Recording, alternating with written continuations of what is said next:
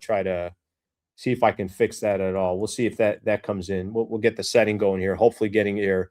If we don't get it now, we'll try to get it for the second. Try to get it,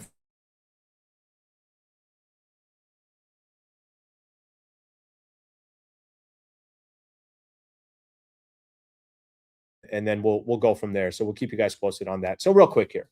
So watching Padres baseball over the weekend, you're a team right now that's lost 6 of 7. In the month of May, they're 13-15. I've had this conversation before, and we've gone through this, that there was a time, and not too long ago, obviously, we just have to look over the last couple of weeks. Padres on May 23rd were 11 games over 500, and now they're 6 games over 500. For me, more than anything else, it's the style of baseball. For me, what I take away more than anything else is how they're playing. At least today is where we're sitting here. Either the offense is doing nothing, which they've done nothing. We know that they have, at least up to this point, with the way their offense have played, they can't make any real noise in the postseason unless their offense is obviously significantly better than where they're sitting right now. 218 batting average, worst in baseball. 658 OPS, second lowest in all of Major League Baseball. Starting pitching all of a sudden as well. And, we could look at some of the main guys a little bit later in the show. I'll talk about Michael King. But you got guys that you're depending on, that you're hoping for, are going to come through for you. And that has not been the case all season. And maybe this thing that we were talking about a little bit earlier, where maybe the Padres are getting a little lucky. Maybe some of this magic that they had in the start of the season is only going to be able to take you so far. And I think that's what we're starting to see, because in the month of May, if we just use May as an example, in the month of May, the Padres are sitting here right now, and they just look like a very average baseball team. And when you have a payroll like the San Diego Padres do, top 10 in baseball, when you have big time stars, and what I'm talking about, not only just the name on the back of their jersey, but also the contract that's going to these players. When you look at it from that perspective, the only thing that I could say to myself is, like, clearly this team is in a win now mode. Their payroll's in a win now mode. But the product that we're watching on a night in, night out basis, I know they're 6 games over 500. I know you could sit there and make some excuses for the Padres, and there's a lot of things that we can talk about. But analytically, and the way I think most people view the San Diego Padres today, they might look one way in the standings. It doesn't look like that on the field. There might be times we all might sit here and say, hey, you know what? I'm okay with 6 games over 500 or 8 games over 500. But I think the bigger question for me is, yeah, but if they're in a real playoff series against some of these other teams that you feel like are going to be competing in the NL, is that really the team that you're going to be confident in, or depending on to go on a real run, play some of the best baseball in all of Major League Baseball over a span of 1 month? Yes, the good thing is it's just June 1st, and they don't have to figure everything else out. They don't have to figure everything else. They don't have to figure everything out right now. But, man, there are indications when you look at the squad and you watch this team where either it's just critical mistakes. By the way, I thought Craig Stammen, and I'm going to play some sound here in just a second, I thought some of his decisions over the weekend didn't make all that much sense. This is something that we could talk about with Kevin Acee as well. So I don't think it's just on the players. I think, we've talked about this, the hitting coach and how poorly they're doing. How much of that do you put on the hitting coach? Tatis hit his first home run over the season, or over the weekend, and you would have thought he just hit his 40th home run of the season. Kind of sad, but it's the truth. When Kevin Acee comes back, or when we come back, we'll talk to Kevin Acee. We'll connect with him, get his thoughts on what he saw over the weekend, what we can expect the rest of the way. He had a couple things as well written over the weekend that I want to talk about. So stay right here. Appreciate it. Hopefully, it sounds like we're all good on the YouTube front again. So that part obviously is good. My heart kind of jumped 3 or 4 times. I didn't know how to control it when I didn't know from the YouTube perspective. Nonetheless, we'll come back here with Kevin Acee. Stay right here. Schaefer and Sliwa, San Diego Sports 760.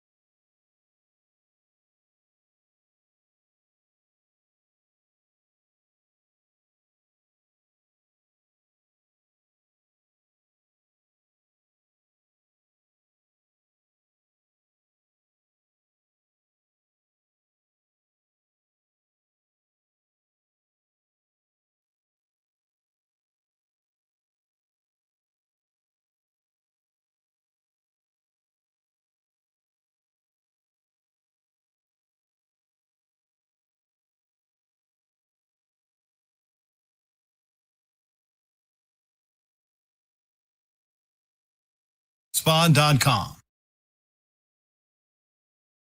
Joyful existence. Listen to Joy 101 with Hoda Kotb on the iHeartRadio app or wherever you get your podcast.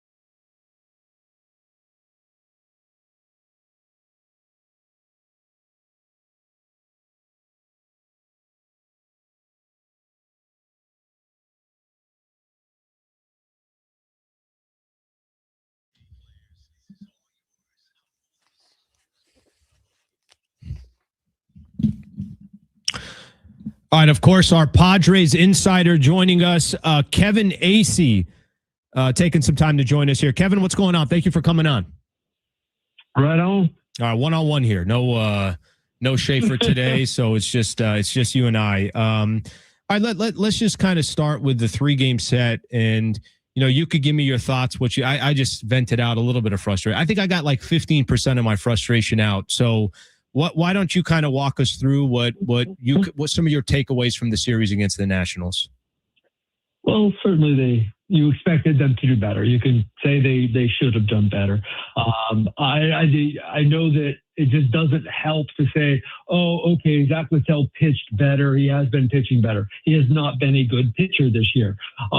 They should have scored more Saturday as they did Friday. Yeah, that's the story of the Padres season. I think that, and we've probably talked about this before because it's sort of been the same old story all year, that I think that what is at the heart of the increasing alarm and the feeling of dread and the frustration and the anger for Padres fans is that this last, let's call it 7 games, I think it's 6 or 7 they've lost, is basically what you expected to happen if they didn't start hitting. So now it's like, oh, okay, well, it's happening. They're sliding off a cliff. We don't know if that's true. It's still possible that they start hitting because of the players they have, not because of a prayer and a hope and all that, but because of the players they have, and they're working at it. But they haven't, and the longer it goes on, the more scary and frustrating it is becoming for everyone. Kevin, they just finished last night's or yesterday's loss, the morning loss, afternoon loss. Finished the month 13 and 15 in the month of May. And it's funny, whether talking to you or so many other people that have had their opinion about the Padres or, just stories being written. It's like, well, how are they doing this? And this doesn't make any sense for their record to be what it is, or their run differential. Was the month of May is that a better indicator? I go back to what you just said, right? Mm-hmm. If the offense is what it is, the 13 and 15 is a better representation of than the 8 games over 500 through the first 30 or so games of the season? Yes, absolutely. Now, it absolutely is. There's no way around it, and maybe that's what June looks like. But they're going through, it's like with a player, right? A player starts out the season hitting 200. Now, this maybe isn't going to resonate with people because they're just going to be thinking, well, Manny Machado, that's who Manny Machado is. But my point is, we talk about it all the time. If a player starts out the season hitting 200, it is the worst thing that you've ever seen over a month and a half. Well, if that player started out hitting 350 and then hit 200, sure, it's hardly noticed. Have we been talking? Yeah, a little bit. But have we been talking about Xander Bogaerts and the fact that he's hitting 140 or whatever it is over in May? The way that we talked about that he started the season with an 840 OPS or whatever it was. No, we haven't. It's the start of the season that is more glaring than anything. I'm not trying to minimize it. This is terribly troubling, what's happening with the Padres. But, like, they have a better record than they did 2 years ago at this time. It's only slightly worse than it was last year at this time, and I might have those years transposed. My point, regardless of which year they were 32 and 30 and which year they were 32 and 26, whatever, like, is that the last 2 years they finished with 90 victories last year and 93 the year before, and they had bad months. They just did. Like, that is almost every team. A few weeks ago, the Padres were even with the Dodgers. As a matter of fact, they were, a half game back when that series started. Now the Dodgers won 14-17. Now, look, we all think the Dodgers are a better team than the Padres. We're not surprised by this. So that just, reinforces our belief about the Dodgers, just like every loss and every time they have 4 or 5 or 6 hits reinforces what your belief, your concern, your fear has been about the Padres. So I'm just trying to get, like, this whole, like, thing out of the way that, like, oh, they are who we thought they are. Hey, whoa. June has just started. We don't know who they are. They very well might be this team. It's concerning as hell, but, like, we still don't know who they are. And I also want to say, like, they're going to be a different team. As long as they don't fall off a cliff here in the next month, then they're going to be a different team because they're going to do things at the trade deadline. Yeah, Kevin, it's such a good perspective because I think it's easy to, I fall into this, right? And I think I'd love to call myself that I'm just here doing radio, but I'm a fan, right? I'm obviously, I come on and I'm watching Padre games as a fan. And I wish sometimes I could be more objective but it's kind of my reason why I like doing what I'm doing is because I can have that fan perspective of it. But the going back and saying, yeah, but do you remember what their record was? Their 2 seasons in a row. Obviously make the postseason 90 plus wins. They're technically not that far off the pace. It's a great perspective to have. I think what probably gets most people is when you start thinking big picture, you start saying to yourself, and you know this, I don't have to tell you but where's Manny at? Or what's going to happen with Nick Pivetta? Or Tatis just hit his first home run Saturday and we were ready for a parade. Not literally, but you know what I'm talking about, right? Like there's storylines that have come with the Padres where I think we're also always saying to ourselves, is this going in the right direction? And I think, that part is fair to say, hey, I'm not crazy the direction it's going, and it's going to obviously be up to some of these players to change that. Tatis hits his first home run on Saturday. What happens from here? I'm sure it's a lot of pressure off his shoulders to say, at least nobody's talking about me hitting one home run anymore. That goose egg is out of the way. What do you think that can do for Tatis moving forward? Well, you would hope that for his sake, for the Padres' sake, for everyone in San Diego's sake, that it opens up something. I mean, the difference between one home run and 0 home runs is 1 home run, right? Like, he got it, right? And what was crazy about it is you would have expected that to happen so much sooner. It was exactly what he's been hitting the ball well, and he ran into one. How did that not happen in April, or basically until 2 days before May was over? I still don't know, and I don't know that anyone knows. I don't know what's going to happen with him now because I thought that he'd be, I thought he'd have 12 by now. So whatever. He's been hitting the ball well. He had another bad day yesterday that was more like he didn't chase though. None of them had a good day yesterday. I shouldn't say that. It wasn't a bad day like he was having when he was slumping. It was just an 0 for 4 day. And so I honestly, I have no idea what's going to happen. I'm not going to pretend like this is going to open up things for him. Might it? Sure. But maybe it won't. It's going to be interesting to see Kevin Acee joining us here. Schaefer and Sleva Show, San Diego Sports 760. John Schaefer out all week.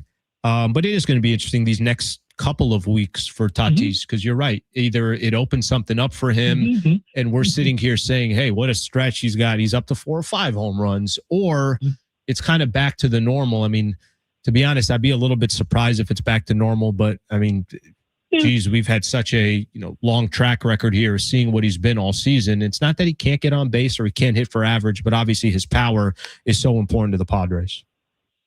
Yeah, and that's why sort of like hemmed and hawed around that answer is like, yeah, I expect him to get hot, but like the way this season's gone, and then I think about Manny and I think about Merrill, and I'm like, what do any of us know what this team is going to do? You know, and you were spot on. It's what we've been talking about, that they've just got to be better, and that's, I think, a big, huge part of the concern here is the longer it goes on that they're not. And so, I mean, this is just a gigantic stretch coming up here. And I don't know what that stretch is. Is it 2 weeks? Is it a month? I don't know. But at some point, for us to, for this perspective I'm providing to mean anything, they've got to go on another run, right? They just do, because they got to show that themselves and everyone else that they actually can hit.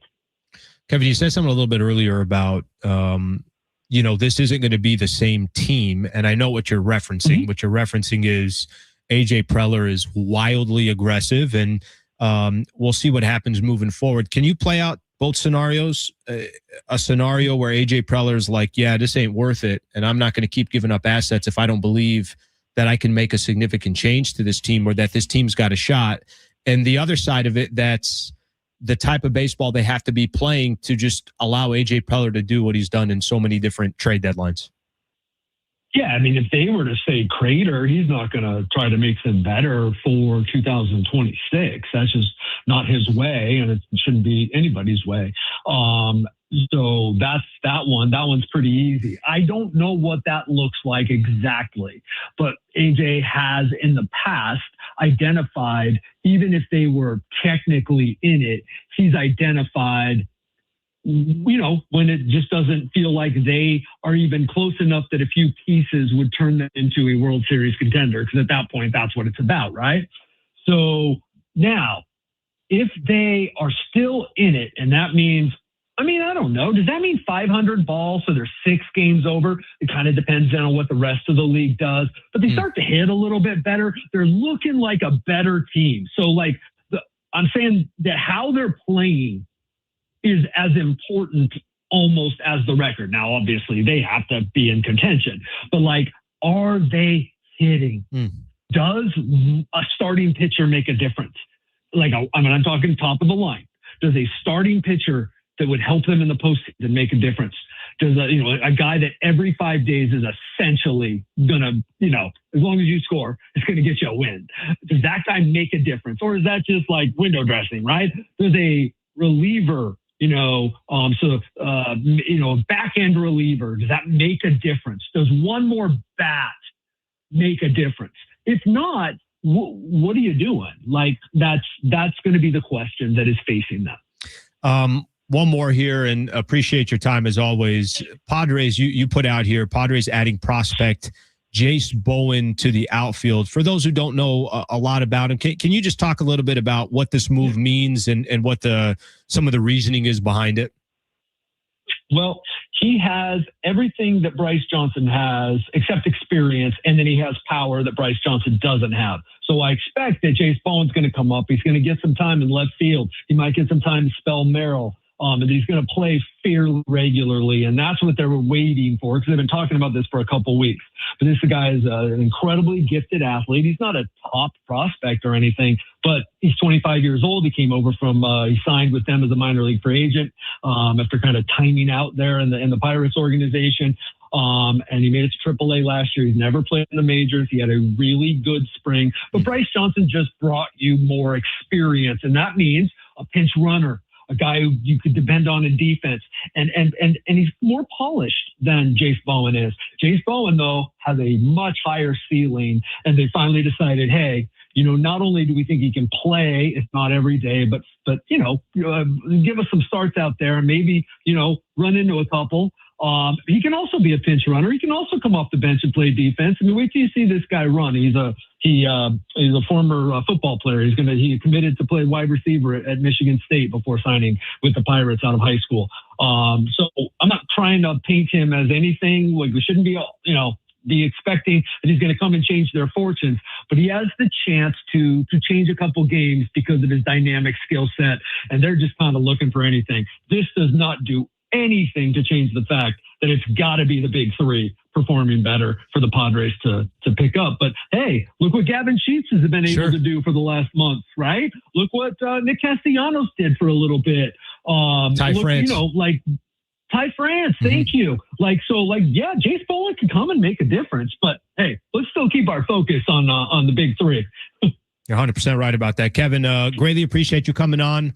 We'll connect with you on Wednesday. Obviously, the Padres starting a 3-game set against the Phillies beginning tomorrow. Appreciate the time. Right on. Take care, man.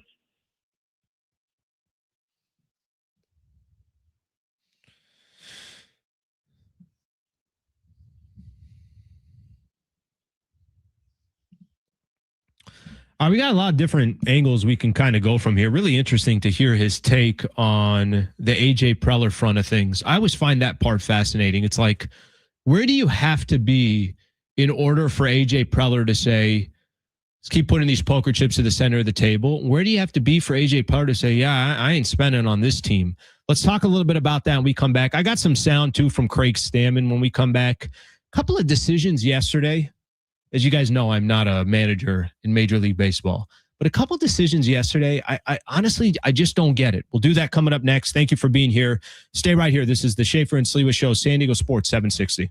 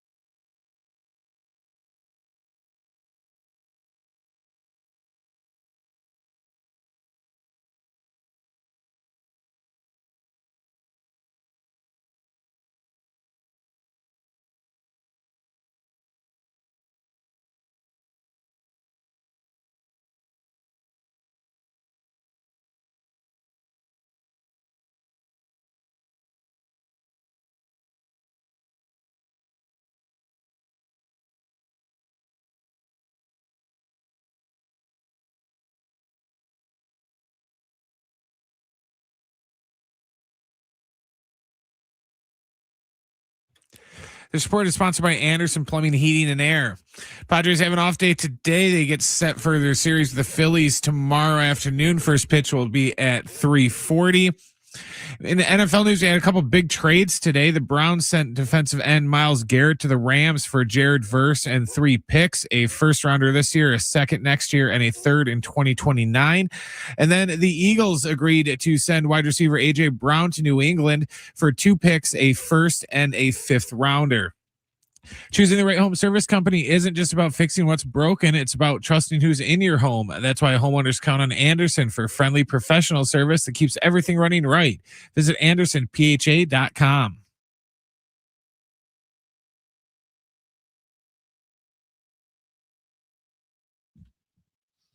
All right, what is going on, everybody? Thank you very much for being here. Schaefer and Sliwa. Go till 6 o'clock tonight. We got a lot to get into. Shout out to Kevin Acee for joining the show. For those who are big SDSU alums, San Diego State football. Got a couple things I want to hit on from a football front. Sam Popper is going to join us. He's the associate GM of SDSU football. And then Kirk Morrison, Aztec alum, Aztec legend, is going to join us at 5 to talk some NFL and some of the trades that went down today. And then, of course, we'll throw in some SDSU football questions as well. If you're out driving around in San Diego, best freaking city in the country. Jesus. Brandon, it's so good being back here, man. I mean, we're talking all my life in SoCal, but I had a lot of years in Los Angeles, coming back to San Diego. If you're out driving around, you want to talk some Padres baseball, that's the topic right now. 877-767-4760. 877-767-4760. I'm much radio as I've done in the past. I do love taking calls. So that's one of the things that I enjoy doing. So I invite everybody. It doesn't matter.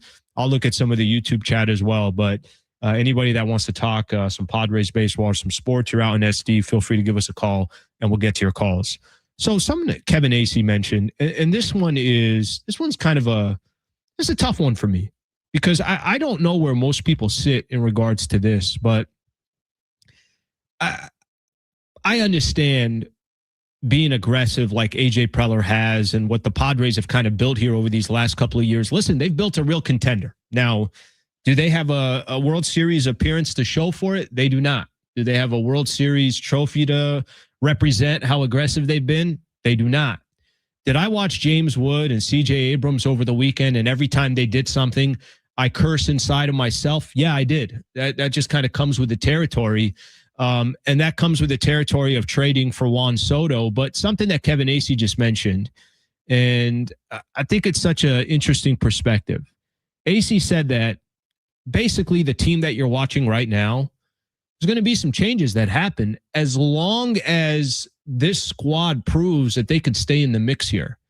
And there's no telling. I don't think anybody has the idea. Anybody has, any clear indication of what exactly that means. I don't know what it means. I got no idea. I got no idea if that means they have to stay 6 or 8 games over 500. I have no idea if that means they have to be 500. I have no idea if it means they have to be top 3 or 4 in the NL. I have no idea what it means. But here's what I am hoping for by the time the Padres do get to the trade deadline. Don't just make trades just to make them. Like, I get it. Maybe it's not the most popular opinion in SD, but we got to also value this farm system. And, I saw something, and I know this has been the conversation. I know Ethan Salas is starting to get a lot more run, and he's shooting up in all these prospect lists and everything else. I'm not saying don't be aggressive. I'm not saying go out there and try to improve this team. But what I am telling you, the month that they just put out in the month of May going 13-15, yeah, that ain't very convincing to say, yep, put all your chips at the center of the table again. The way they're as awful as their offense has been, that is not an indication, I'm sure, for A.J. Preller or anybody else out there to say to themselves, yep, this is the team. This is the team that you want to go all in for. I'm down to be aggressive. I think this franchise has become, one of the more prominent franchises of all baseball because they are so aggressive and because AJ Preller does say, no, I'm not sitting back waiting. There was a guy that When I was in Los Angeles, there was somebody that said something to me, and this is somebody that covers the Dodgers, and I thought it was such a compliment to AJ Preller and the Padres. He had said something to the effect of, Doug McCain, he does Dodgers Nation. He said something to me. He's like, Alan, what I respect about the Padres and AJ Preller is they're not waiting around. They're not saying, well, the Dodgers are on this run right now, so we got to stay in the background, and we're not even going to try to compete. He said he respected how aggressive the Padres were, even with all the spending that the Dodgers were making, or, just kind of this Goliath that they built over there. I love that. That was one of my favorite compliments that I've seen. One of my favorite compliments that I've seen just in general when it comes to the San Diego Padres. People have given a lot of respect for how aggressive they've been, how aggressive AJ Preller has been, how much Peter Seidler obviously kind of ignited this entire thing, how much he wanted to win. But I also want the franchise to be smart. And I think if you come to a point, at least what I've seen so far this season, there's a lot of people questioning whether the Padres, including myself, and I'm sure many Padre fans out there, you don't want to have this false hope and say, well, let's just continue to trade every asset that the Padres have and every player in the farm system for something that's probably not realistic. And the beauty is that I don't need to convince anybody, and nobody, no fan or no media member needs to convince anybody. You just got to watch the San Diego Padres play every single game, and then we'll be able to see by the time we're a month and a half from now to really kind of determine, hey, what is this team? But what we've seen so far, man, it's tough to look at this team and say that, yeah, they can rip through a wild card series against, I don't know, you pick Milwaukee, and then go through a series again. You pick the competition, whoever the hell you want to pick the competition, or a wild card series against Arizona, and then a set against Milwaukee, and then go through the Dodgers to get to a World Series, and then obviously try to hoist the first trophy San Diego's ever had. I want them to be very deliberate with what their moves are going to be moving forward. And unfortunately, in a weird way, and this is what scares me most about the position that the Padres are in. What scares me most is they are so invested into today. They can't afford any of these guys not to be the players that their contract currently represents. Did you hear what Kevin Acee said about Xander Bogaerts in the month of May? Brent, if you could pull it up to just see if you can see what his exact numbers are in May. But I think he said like 140, 150, something like that, average-wise. He obviously got off to a really great start. Tatis hit his first home run. Could I tell you what went through my head when Tatis hit his first home run on Saturday? I had two different emotions. The first emotion was, thank the Lord we don't have to talk about Tatis hitting his first home run. And then immediately after that, I was sad. In my head, I'm like, oh my gosh, is ESPN making a big deal about Tatis hitting his first home run of the season? Are we all sitting back here and celebrating on whatever date that was, May 30th, May 29th, whatever it was, that he's hit his first home run of the season? It was like this. It was a really weird set of emotions. My emotions went from, I'm excited Tatis hit his first home run. I mean, I texted a couple of cousins. I texted Schaefer. And then I was like, oh my God, this is kind of sad and pathetic at the same time that I'm doing that. Manny, obviously, we know his average. I mean, you're just going to have these players. I hope the next 30 days, the conversation that we're having here is that the San Diego Padres and these players offensively have turned things around. They don't have to be the best in the league, but damn, they just got to be respectable. And if they can do that and they can be respectable, you give AJ Preller that much reason to say, all right, I've been aggressive in the past. I'm going to be aggressive again. And this is, clearly the window that they're in. This isn't they're building for the future. No, they got contracts and a payroll that they're trying to win today, not tomorrow. They're trying to win today.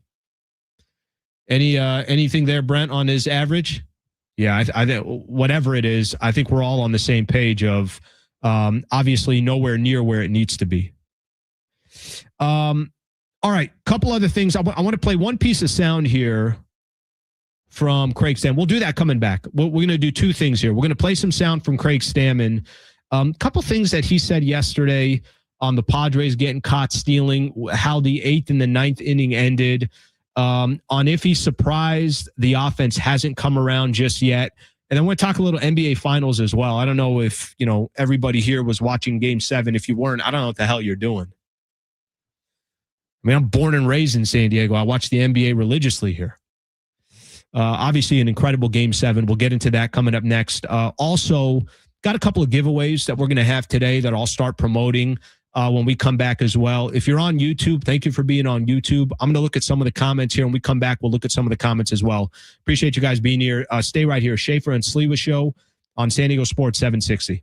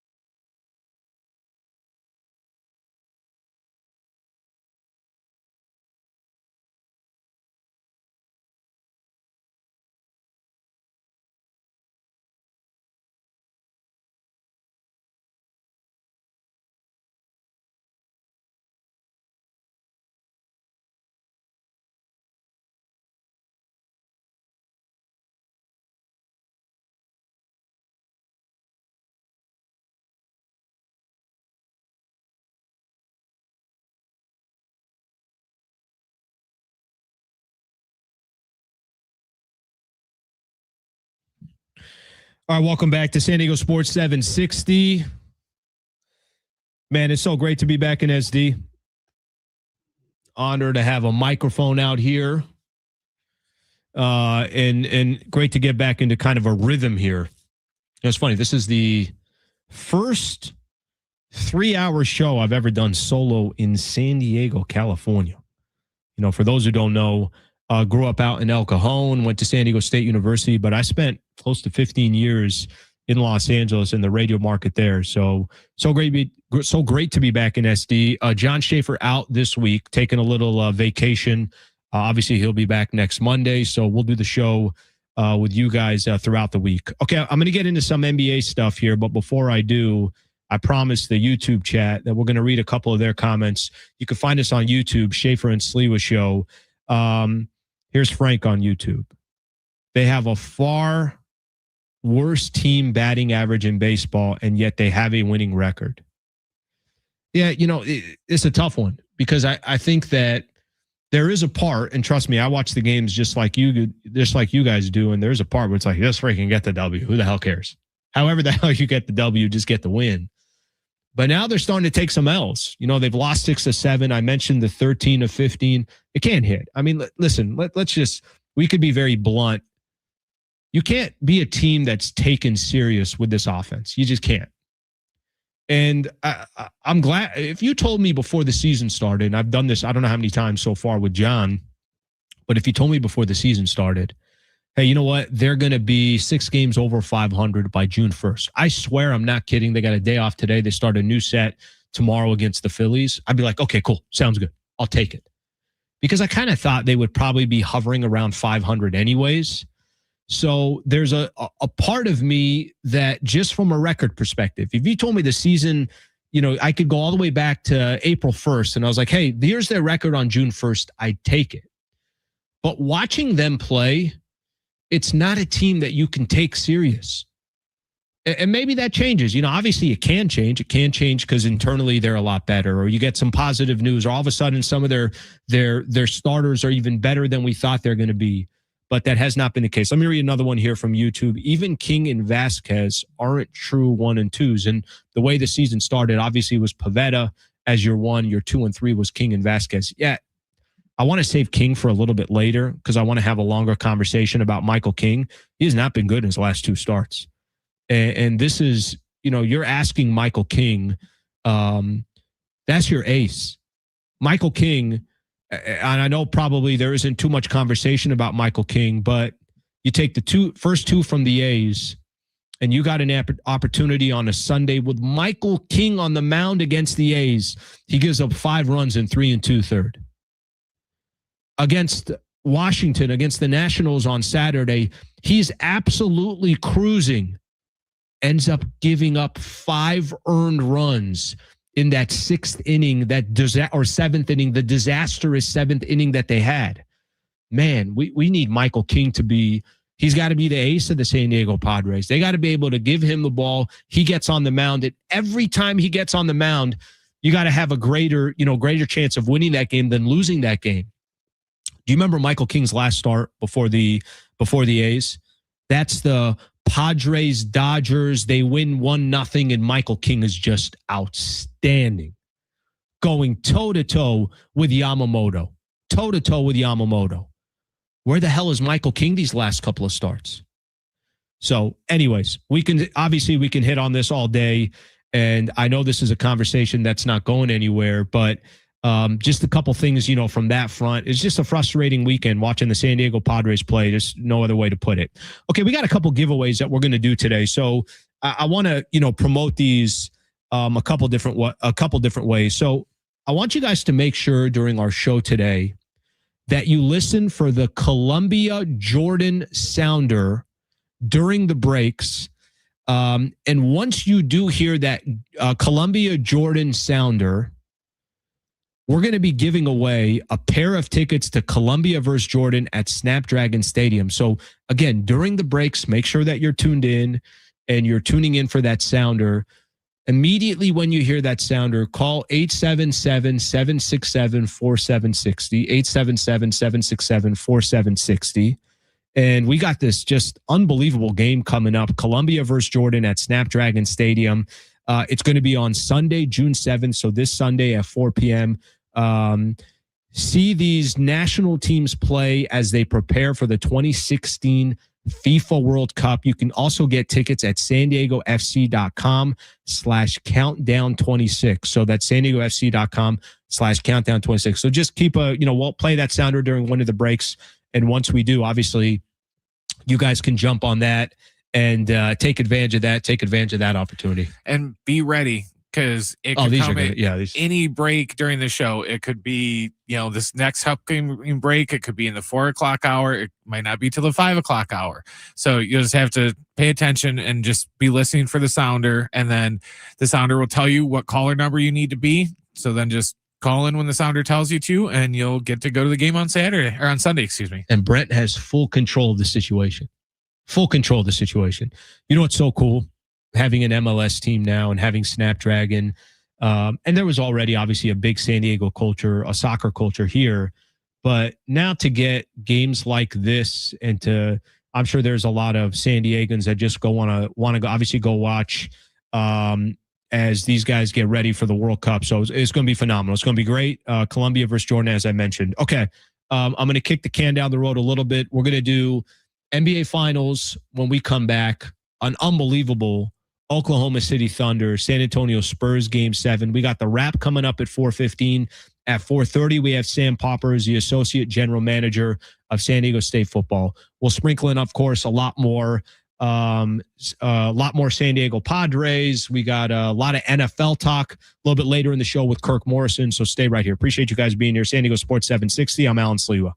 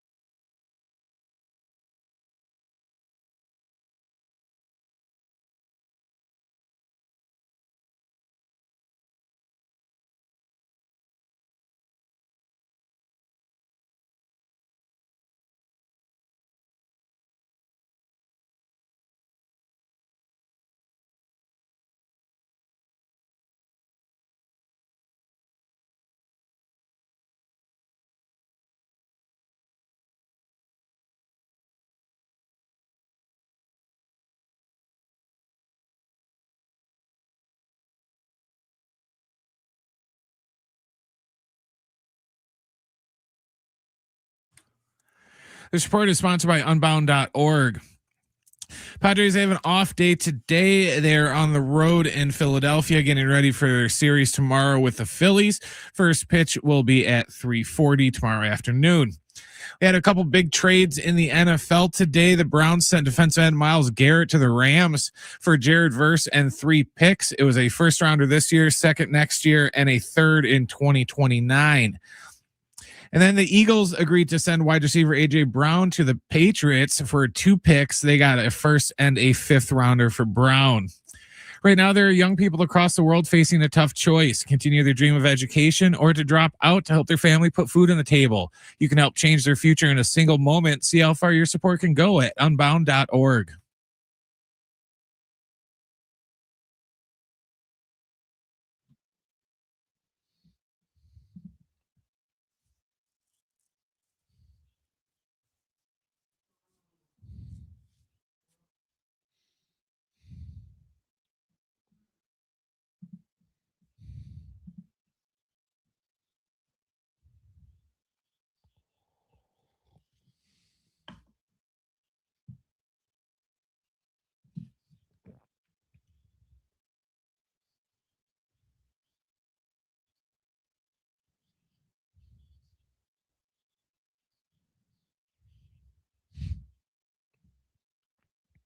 All right, hour number 2, Schaefer and Sliwa. John Schaefer out for the week, taking a little bit of vacation, a little summer vacation. We'll be here obviously all week, and we'll be handling the load in regards to a couple of important series, you can call it, for the San Diego Padres. You got NBA Finals starting on Wednesday. You got a lot of action in the NFL, so make sure you tune in all week. If this is the first time you're here, you're joining us on YouTube, please subscribe to the channel. We'll greatly appreciate that. Of course, on the iHeartRadio app, make 760. Let this just kind of be part of your rotation on a day-to-day basis. Okay, we got to talk. We got to talk a little NFL, or I'm sorry, a little NBA. So, listen, you got, maybe some of you guys know, maybe some of you guys don't. I've covered the NBA now for about 10 years, predominantly covered the Lakers for 10 years. That was most of my time in Los Angeles. I'm a big NBA fan, love covering the sport. And on Saturday, it just had the making. Man, I get it. It doesn't have to be the top markets. This is the one thing that I think the NBA, everybody wants to take like a model from the NFL. And obviously it ain't easy. NFL is king, no question about that. But Saturday night, this thing was set up properly. They were basically breaking records. The Western Conference Finals, it's like, hey, this is the highest rated they've had in game 1 and game 2. And they just kept going. It's like, hey, I love that there was a true appreciation for this series, that even though it wasn't big markets or these unbelievable franchises, it's not the Lakers or the Warriors or the Boston Celtics, but people obviously were still watching and enjoying that game, or watching that series, predominantly because of Victor Wembanyama. Game 7 Saturday night, it was set up. The Spurs find a way to win. They win on the road. I will say this, Brent. I had about 37 wrong predictions in a row. And for some reason, if I go back to it, I don't even know why Spurs in 7. It actually doesn't make any sense. They're not at home for game 7. No, but I had Spurs in 6. So it made no sense at all, which kind of shows you where my direction was. The game was phenomenal. It just it lived up to all the expectations. I do think the Wemby piece of it, Victor Wembanyama has become just kind of must-watch TV, and he's kind of taking the game to another level, because everybody's been waiting, hey, who's the next star? You had this era of LeBron and KD and Steph Curry. Obviously before that, you had Kobe, and you go through some of these names. Shai Gilgeous-Alexander, whether you love him or you hate him or whatever the case is, I don't know how much he either wants to be the face of the NBA or people want him to be the face of the NBA. But I know a lot of people are interested in watching Victor Wembanyama be the face of the NBA. Game 7, I'm not trying to make it sound like Victor Wembanyama wasn't the greatest player, because I don't think he was, but he did what he needed to do. He had 6 other players scoring double figures. That's how you win, right? Champagny, you could look at De'Aaron Fox, you could look at Dylan Harper, you could look at Vassell and Castle, you can go down the list. Did game 7 live up to the hype for you? Yeah, I think it even exceeded it. It Mhm. helped that the Spurs won. I'd probably have a different story if Kinda with you. OKC won, because I'd kind of be like, I'm with everyone else. I wanted Knicks and I wanted the Spurs. Mhm. Yeah, I will say this. I will say on that kind of piece there, on coming into Game 7, there were moments where it looked like, hey, San Antonio's up 10, they're up 12, then they're up 2, and I'm like, I don't want to see the Thunder. And listen, I will tell you this. I got a lot of respect for the Oklahoma City Thunder. There are a lot of people out there that all of a sudden think like the Thunder are done. I'm like, what the hell are you guys talking about? The Oklahoma City Thunder have the best GM in all of basketball in Sam Presti. It's not being made. It's not being talked about enough. And Schaefer's like, he'll die with the Oklahoma City Thunder. That's a Thunder family over the last couple of months. That's why he's really not here. But the one thing I will say that doesn't make any sense to me. Why do people pretend like Jalen Williams being out is not a big deal? It's a very big deal. AJ Mitchell being out, like the Thunder are not going anywhere. The Thunder are going to be as good as they were this past season. They'll be as much of a threat next season, I think, for years to come. But I don't understand why all of a sudden people are thinking to themselves, oh, that's it. The Thunder's run, or this is just San Antonio's moving forward. I don't think that's smart. I don't think the Jalen Williams thing is getting that much pub just for the fact that they didn't have him for 80% of the regular season either. It was for me, it was really similar to what the Celtics went through. I don't blame them. I'm not saying, they didn't win because they didn't have Tatum. They didn't have Tatum for 90% of the regular season, sure, and they were still one of the best teams in the East. Oklahoma City, without Jalen Williams, remember that first 30-game stretch? We thought they were going to, break the Warriors' record for wins in a season and everything, and that was all without Jalen Williams. It's a good point. I just, at the end of the day, like, and San Antonio's well ahead of schedule. And I didn't think, if you told me the San Antonio Spurs before the season started, if you told me they were a 6th seed in the West and they made it to the second round, I'd be like, what a great season. But they kind of set this bar as it kept going. And again, the Jalen Williams front, I think that's part of the conversation. To me, the only storyline I walked away from Game 7, honestly, I did a live stream after the game on my YouTube channel. By the way, if you're a big NBA fan, Hoops Talk with Alan Sliwa, if you want to join that channel. But I did a live stream, and the first thing I talked about, of all the storylines, Wemby, the Knicks, the final, Shea, Chet Holmgren took 2 freaking shots in Game 7. And I thought Shea was amazing. I thought Shea had an unbelievable game. Your second best player took 2 freaking shots. I couldn't stop telling myself that that's impossible for that to happen. Obviously it happened. And I believe 0 shots in the second half. Both shot attempts, I think, were in the first half. You know what's funny? I saw some highlights, and the score was 4-0 San Antonio. And the first bucket the Thunder scored was Chet. So it was 4-2. So within a minute or two of the game, the man took one more shot the rest of the way. I thought Reggie Miller said something during the broadcast, which is, obviously, so it's almost like, I don't even have an example. It's like Tatis going through a playoff game and never swinging, right? Like you just watch every pitch, and whether, it's a 3-2 count, you're just seeing, but you're called out swinging in every final pitch with obviously a pitch thrown right down the middle, and he doesn't even swing. People would just be sitting there like, how is Tatis not swing? Chet Holmgren didn't take any shots. He took 2 shots. For me, I think the biggest difference in Game 7 was that the Spurs, they had their backup players. They chipped in and they all contributed and they showed up. You said Shea showed up, but he didn't get any help. Shea was phenomenal. Shea was phenomenal. I might get some flack for it. It's amazing how many more of his shots go in when he just shoots it and he doesn't just fall down after he shoots every shot. Let me tell you something. I watched every single second of Lakers basketball, right? Part of my job as well. Every time Austin Reeves, Luka's kind of in his own category because Luka's, I don't even know what to tell you about. Luka's freaking talented enough to where this guy, honestly, he throws up shots where I'm like, I don't even know what the hell that was. But Austin Reeves, how many different times he gets to the basket, not trying to score, trying to draw a foul. It's like, just try to score. Like, I don't know why you're making this more difficult than it needs to be. Shea on that front, I think you're right about it. But yeah, that's the biggest storyline. You know what's crazy for me? And I got somebody here on the chat, Ocean View says Spurs versus Knicks in the NBA Finals will pull massive ratings. The NBA was sweating when it was like a 2-point game and they thought maybe Thunder is going to come back and win this game. And I just think this is the difference between Spurs Knicks and Thunder Knicks is going to be massive because Victor Wembanyama, look, he's must-watch TV. There are people, this is what's happened in sports, okay? You could not be a fan of sports and say, hey, who's this Steph Curry guy? And you want to watch him.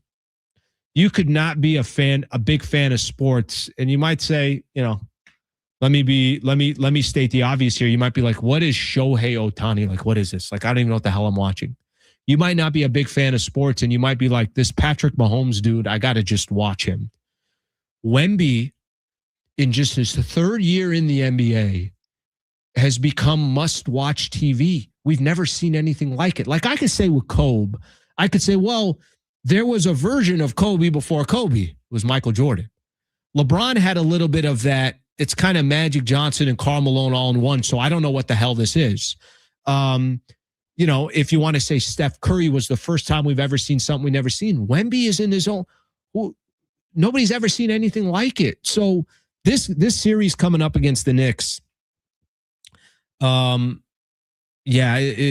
going to pull massive ratings. And can you imagine Game 3 when it's at the Madison Square Garden? You have the brand of the New York Knicks that have been, apologize if you're a Knicks fan, a pathetic brand for a long time. They haven't obviously been to the finals since the 90s or the late 90s, 1999. Last time they were in the finals, they played the San Antonio Spurs. But you got the brand of the Knicks, Madison Square Garden, and you're going to have Victor Wembanyama coming out of that tunnel. Oh, my gosh. Well, and you brought it up earlier that, you're not quite sure if SGA wants to necessarily be the face of the league, but it's like, Wilbon brought up this morning that's not Wemby. Wemby wants all that heat. Yeah. He wants to be the face of the league. He said that he's one of those guys that he's looking at going to MSG this week as the same way as Magic did when he went to the played in the Garden, and when Jordan played in the Garden, and Reggie played. They think it's a big deal, and they know that the whole basketball world is going to be watching them, and they want that. They don't want to deflect it. They want all the heat. And they want all the attention. It's such a good point because I just remember. I mean, I try to think here. There was a photo I saw over the weekend. And it was Shea and it's probably been seen a lot, but Shea getting his MVP trophy.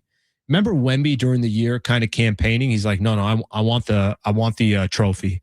But there's a photo of like Shea getting his trophy and Wemby just like a little to the left of the screen, and he's staring right at him. Yeah, Wemby's unique as well. It's like he wants the attention. He's not afraid to kind of like, I want to be the spotlight. That's a unique star. That's not a normal thing. And I like that he showed emotion after they won the game. Yeah. A lot of these players these days when they win, granted some of them save it for them to win the actual championship, that's not the just only a conference thing. Can I just say that's the only thing that I paused at is this Spurs team so young that this is such an accomplishment to get to the NBA Finals, that not to say that that's the pinnacle. But you got the other squad over there with the New York Knicks. You got vet after vet that probably know this is it. Like, this is our best chance to win a championship right now. And I do think that experience could come into play. It's going to be a phenomenal series. Okay, one real quick thing here. I'm looking up tickets on SeatGeek to get in to the Madison Square Garden. At least this is just what I'm looking at. June 8th. It's a Monday at 8:30 on the East Coast. What do you think it is? Is that get-in price? Get the hell out of here. That's get-in. I would say just nosebleeds. No freaking way. $750. Brother, you don't even want me to share the price with you. You don't want me to share the price with you. All right, here's what I'll do. When we come back, I'll share the price with you. We also got the wrap coming up next. These prices aren't even real. This can't be real. This can't be for one basketball game. Maybe I'm doing it wrong. Maybe it's both tickets. I don't even know. I got to find the total here. Stay right here. Schaefer and Sliwa Show. I'm Alan Sliwa. The wrap coming up next.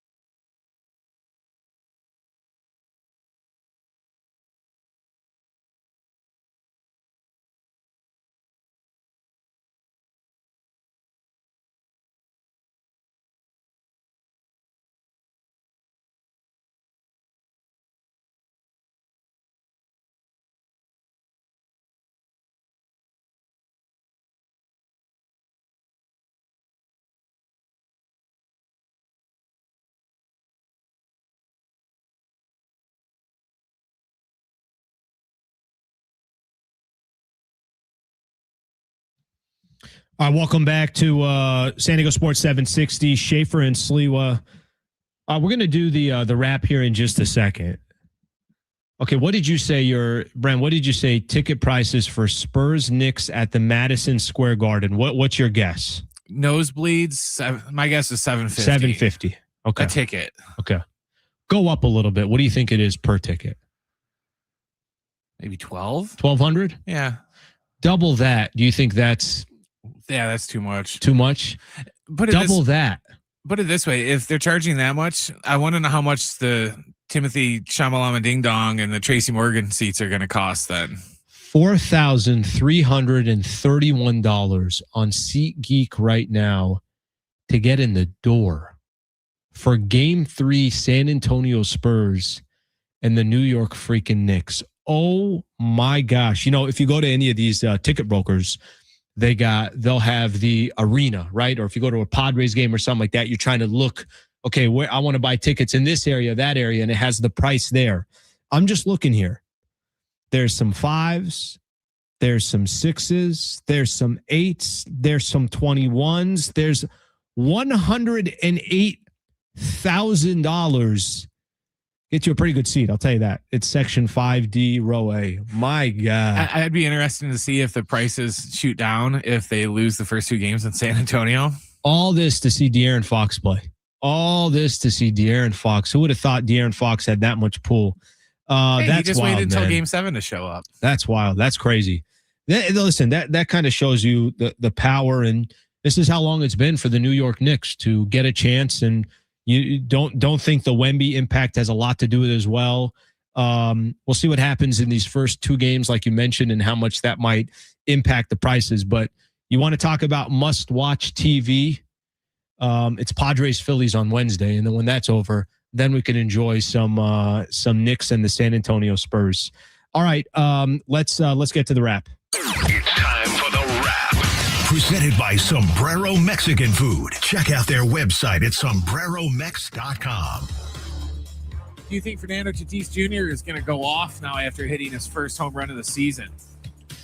Man, I sound so negative. I sound negative, on the Padres, and really, I'm not trying to be one emotion or the other. I'm just trying to give you guys what I see. I got to kind of see it to believe it, but I'm going to lean towards yes. Like let's put it this way. I'd be really, really surprised in these next couple of weeks he doesn't have a couple of home runs. I think there was so much pressure on him to just get his first home run. I told you the emotions that I had. It was like I was excited that he did it, and then I just got sad. I'm like, am I really celebrating a Tatis home run this late into the season? But I think I'm going to lean towards this will get him going a little bit, because it's not like he's having trouble hitting for average. It's not like he's having trouble getting on base, especially these last couple of weeks. But he crushed, which kind of shows you that this wasn't one that barely got over the wall. He crushed. 450 feet or something along those lines. Let's go with a little momentum towards there. What do you think? I agree with you. You could tell when he hit that home run, you could just see it in his face and everything. It just looked like 1,000 pounds of pressure just all fell off his shoulders as soon as he hit that ball. He hit the home run, throws his bat, kind of looks up in the sky, and then goes through his trot. Obviously, you saw the way his teammates reacted and everything else, and really all of San Diego. I mean, all of X blew up, and it's like, for what? For just this? Unfortunately, that's kind of the reality of the situation. But yeah, I'd be so disappointed if this doesn't turn into the month of Tatis for June, where he can really get stuff going. And if it's the same old Tatis, then we got a much bigger problem. All right. Who do you think is going to have the bigger impact this season for their new team? Myles Garrett with the Rams or A.J. Brown with the Patriots? Man, that's a good question. That's a really good question. Kirk Morrison, by the way, coming on at 5 o'clock. He's going to break down all these NFL trades that went down today, and we'll talk a lot of other things as well with Kirk. Obviously, a San Diego State alum, the man, love that guy. I think Myles Garrett, and I'll tell you why I think him. I think I just trust the Rams organization. Listen, the Patriots just got to a freaking Super Bowl. Give them all the credit in the world. But the Rams have a sustainable beast. They are in the mix every single year. I think they have the best coach in football, and Sean McVay, at least one of the best coaches. You put him wherever you want to put him. I think they already have such a squad, and they're stacked, and adding that to the mix, I think they're going to be, they have to be the favorite now. I haven't looked. I'm assuming they're the favorite in the NFC West. I'm assuming they're the favorite in the NFC. Probably should have been to the Super Bowl. Obviously didn't get there, and they had a disappointing end to their season. But I think he'll have more of an impact. But I think I give that, as much as I give that to the player, I also give it to the team that he's joining. Am I supposed to say after that what's next? You can. I was just looking up how the odds have changed since the Myles Garrett trade. The Rams are now plus 550. Okay, plus 550. But are they the favorites? I think they are the favorites now to come out of the NFC, and they're also the favorite. Obviously, if they're coming out of the NFC, then they're also the favorites in the NFC West, and that's against the Seahawks, who are obviously going to be a handful this season as well.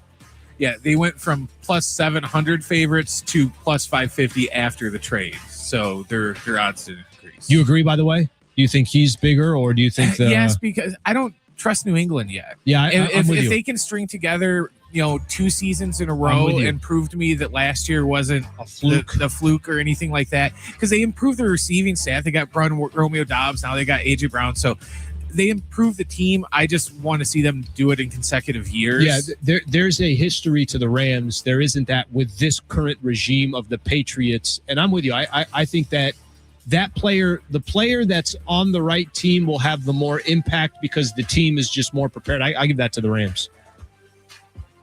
All right, Russell Wilson said no to the Jets, Okay. and will be joining CBS as an analyst. Do you think he will be any good?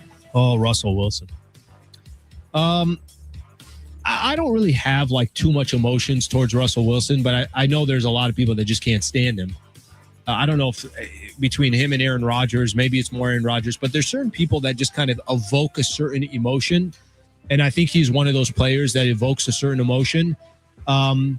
I don't think he's going to be that good because I just don't find him very interesting. Like he's very, it doesn't seem authentic from Russell Wilson. And I think the analysts that are at their best, they don't need to really think. Like they're just very natural. I don't know how natural he's going to be, so it doesn't really do anything for me. I'm a big Russell guy. Okay. Because, I'm from Wisconsin, and when the Badgers got blown out in the Big Ten championship game, he was obligated to talk to the national media first. Okay. But he didn't because he said that he's been talking to the flagship all year and he wasn't going to bush league us. I like that. And do that. So I like that. I've always stood up for Russell Wilson the whole time.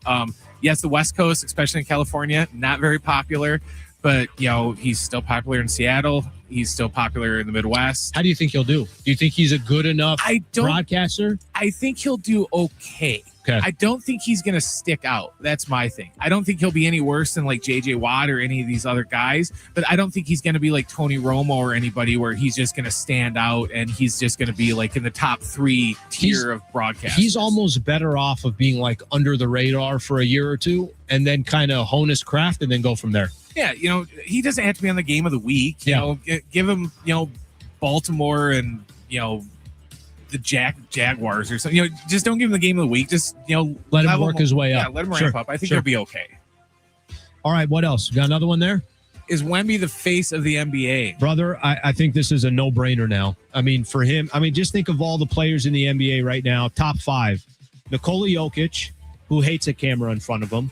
Shai Gilgeous-Alexander, who got more slander and hate for an MVP that I've seen in a long time, and I don't know if I fully still understand it.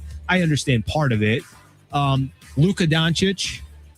Who else here? Maybe Giannis Antetokounmpo. I think the Steph Currys and the LeBrons. Obviously, these guys are they're towards the end of their career. I think he's the face. Is there anybody else you could think? Cooper Flagg? Like Cooper Flagg didn't make the playoffs. Like, it's going to take Cooper Flagg to go through a finals run to really be the face of the NBA. I think he's the future face. I think it's still going to be LeBron and Steph until they finally retire. Oh, Jesus. But we're still squeezing as much as we can out of those two. And they will. And they're still popular, so they'll squeeze as much out of that orange as they can get. They still draw, but I really do believe you start next season, especially because he got to the NBA Finals, he's going to be the face. If he wins the NBA championship, he will be the new face. They won't have any choice but to wait. They'll push him into the forefront for it. All right, great stuff right there. That is the wrap. Coming up next, Sam Popper, Associate GM of San Diego State Football.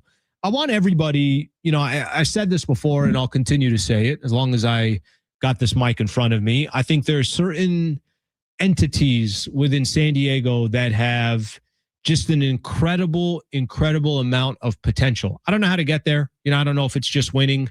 I don't know how to get Snapdragon sold out during a San Diego State football game. I have no idea. I don't know if it's the competition. I really don't know. But one thing that I'm going to continue to try to do is when we get opportunities to try to figure out how to make San Diego State football the place to be for 6 home games, I'm going to try to figure it out. Sam Popper coming up next. Stay right here. This is Schaefer and Sliwa Show, San Diego Sports 760.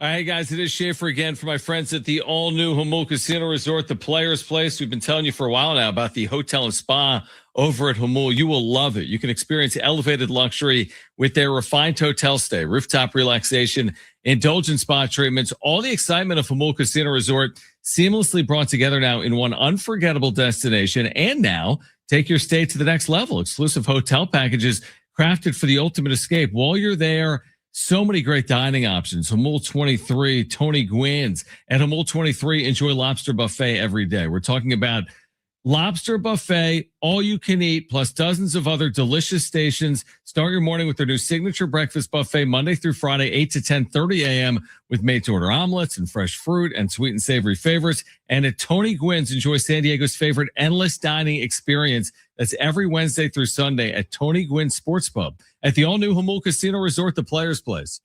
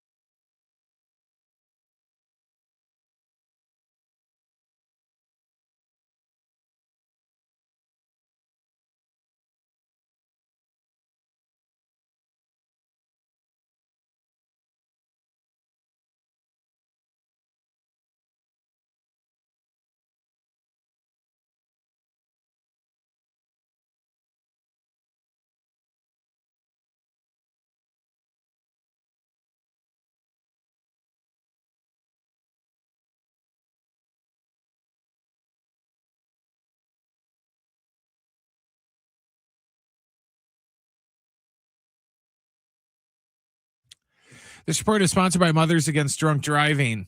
The Padres have an off day today. They're in Philadelphia getting set for their series tomorrow. First pitch will be at 3:40. We had a couple of huge trades in the NFL. The Browns sent defensive end Myles Garrett to the Rams for Jared Verse and 3 picks, a first rounder this year, a second next year, and a third in 2029.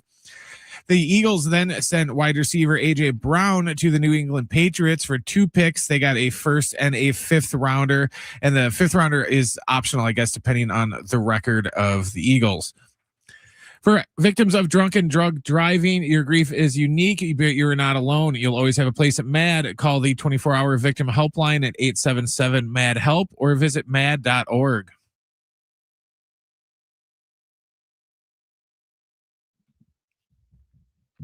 All right, welcome back to the Schaefer and Sliwa show.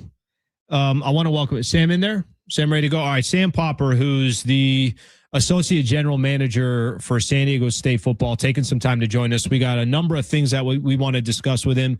Sam, what's going on, brother? Thank you for coming on. Alan, thank you. Really appreciate you guys all for having me. All right. Where do we start here? Okay, first things first. I'll kind of ask you, and I think for those who are out there, you got San Diegans that are driving around, or maybe some SDSU alumni, or maybe just people that are just looking at how college football is structured today. Can you explain to me what exactly, and I think this is going to be helpful, We got a general manager now for SDSU football. We have an associate general manager now for SDSU football. Can you kind of take us behind the scenes? How is football structured today as far as the college ranks, where these positions didn't exist 5 years ago, or how many ever years ago or so? Can you explain what really the roles are on a day-to-day basis for yourself and for Caleb? Right. Well, Alan, you hit it right on the head. I mean, this whole idea of the general manager in college football is in the timing of the sport, right? It's in its infancy. I mean, this role's existed for, 4 or 5 years. Fun fact, when I was at Michigan, I actually worked for the first general manager in the history of college football named Matt Dudek at the University of Arizona back in 2017, right? And there wasn't another one that popped up until 2021. So it is extremely new. And really that role is centered around construction of the roster, right? Top-down roster decisions. And here at San Diego State, I mean, it's a variety of different things. I mean, the way Caleb and I describe it is, our job is to actualize Coach Lewis's vision for the roster, right? And so obviously there's items to that, like, the talent identification, the recruiting process, the player evaluation, right? All those decisions and, how we evaluate players, how that translates into how we value them once they're on our roster, determining the market value. But, the other side of it is making sure that, again, from a top-down standpoint, the way Coach Lewis wants to build this thing is the way we're building this thing. So, like, his big pillar, right, is culture and connection, right? So then in terms of how we build the roster and how the valuation process goes and our relationship with the players and the types of resources we're able to provide for them, making sure the culture and connection are on the forefront, right? So when you get into a decision like, for example, talent on the roster versus guys that we feel like are going to fit, we're always going to go with the guys that we feel like are going to fit because that's how Coach Lewis wants to build it. So, it's those types of things that, go into our role. And again, however Coach Lewis gives us the direction to build this thing, our job is to make his roster goals a reality. Does most football programs now across the country, do they have, are these positions now just, they're normalized? Everybody's got them. Some of them got them. How normal is it now?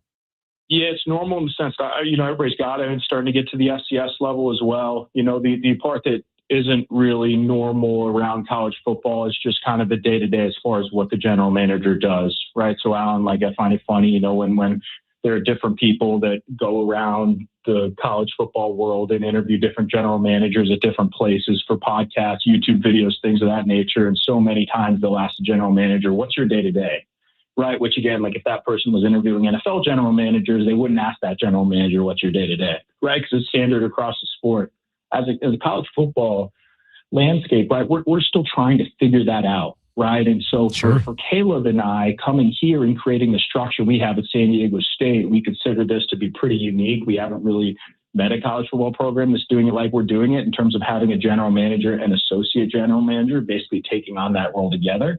And the reason why is because we felt in our conversation, and Caleb and I have known each other for a couple of years across the world of college football. For when he was at Notre Dame, obviously he came here from Notre Dame a year before I came here from Michigan. So at those two schools, we, competed against each other on the trail, right, quite a bit. And so as we got to know each other and talked about this, then we both felt like the general manager position was moving further and further away from the recruiting process as there were so many more roles and responsibilities that got put on that general manager's plate. So for us, in a way to try to get ahead of the curve, we wanted to basically separate that role into two, have two people attacking it so that we both have time, right, to have actually more of a role in the recruiting process. Not as much, again, the evaluation of specific players. It's more so, again, how does the process itself line up with then how when they get into our office, right, and we talk about the whole NIL piece. Yeah, it's interesting. And I could ask 5 different questions based on just that one answer. Sam Popper, Associate General Manager of SDSU Football, joining us here on the Schaefer and Sleva Show. Sam, let's start with this because you said something there. You come from Michigan. He comes from Notre Dame.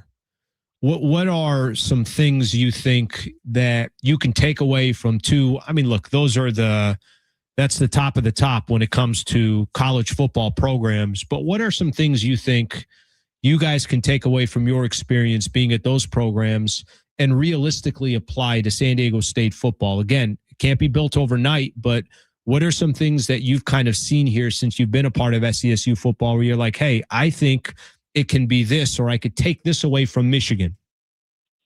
Yeah, a ton of different things. Basically, the way I described it to people is, it's the same ingredients, right? But you're putting in different quantities of each ingredient, right? The process of building a successful team is, really the same across different levels of college football. And that's been the funnest part is, being able to collaborate with Caleb. And he's got this, whiteboard in his office, and we just sit down in there and just throw stuff on the wall. And it's, we've added a bunch of different things that, I think have really helped us in the high school recruiting process as we get into. We just finished our first weekend of official visits, which was an awesome time. And then, we'll continue that this upcoming weekend through the month of June. But, also in already prepping for what the transfer portal window is going to look like in the month of January in the winter. And how do we evaluate and advanced scout the rosters of the opponents that we're going to play this season and the opponent that we know we need to stay on top of year to year in recruiting. This is an awesome place where you can really have a profound effect, right, on the landscape as we enter the Pac-12 conference, because, whenever there's a new conference, it's always up for the taking. And I love that the administration was able to invest in the department. I'm grateful that they were able to bring me in because, our perspective really on that is why not us? All right, let's stay with the Pac-12 here for a quick second. Can you dumb it down for me of what you think that potential is in this conference and how San Diego State can obviously try to take advantage of being a part of the Pac-12 and, obviously being this, I don't need to tell you because it's probably why you came from Michigan to San Diego is because you see opportunity. What is the opportunity you think in the Pac-12? What do you think is the opportunity of San Diego State football a part of the Pac-12? Yeah, limitless.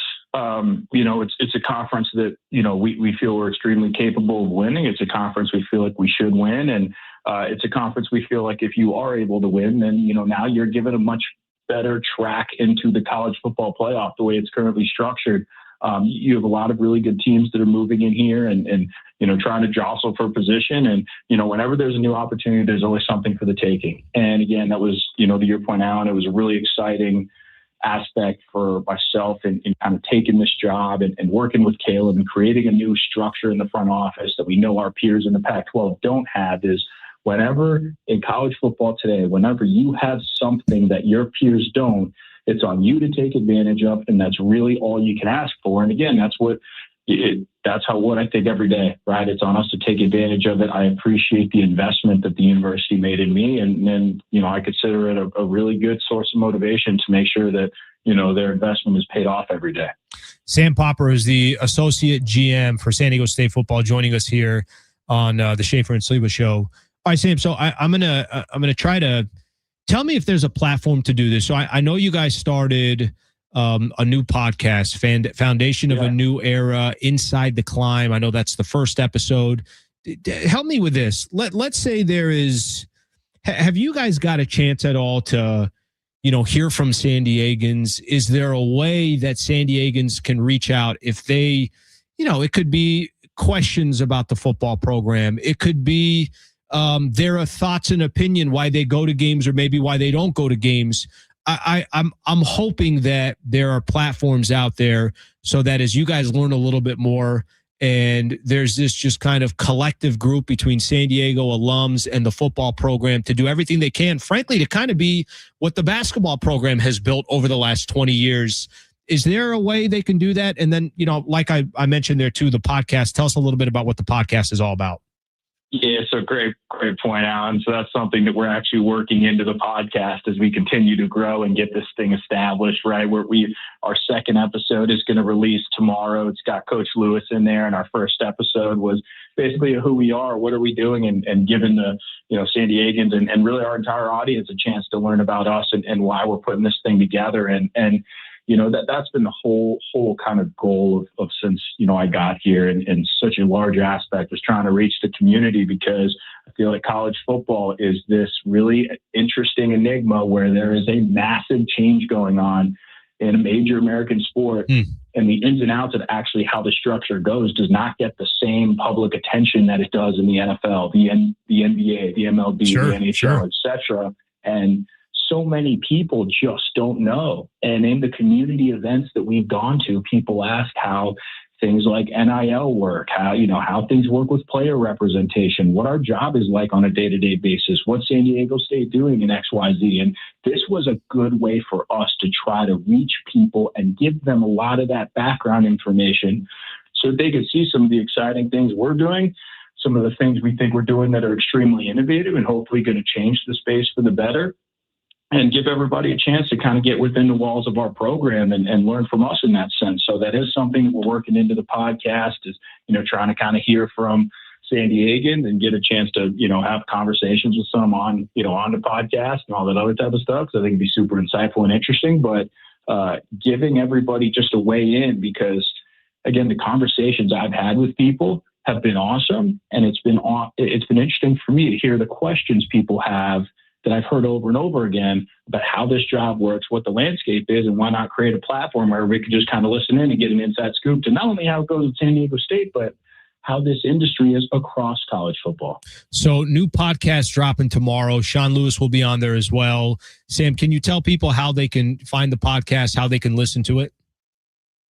Absolutely. So it's called Inside the Climb. It's available on Apple Podcasts under the We Believe Network, and it's also available on Spotify. So searching Inside the Climb is probably the best way to find it.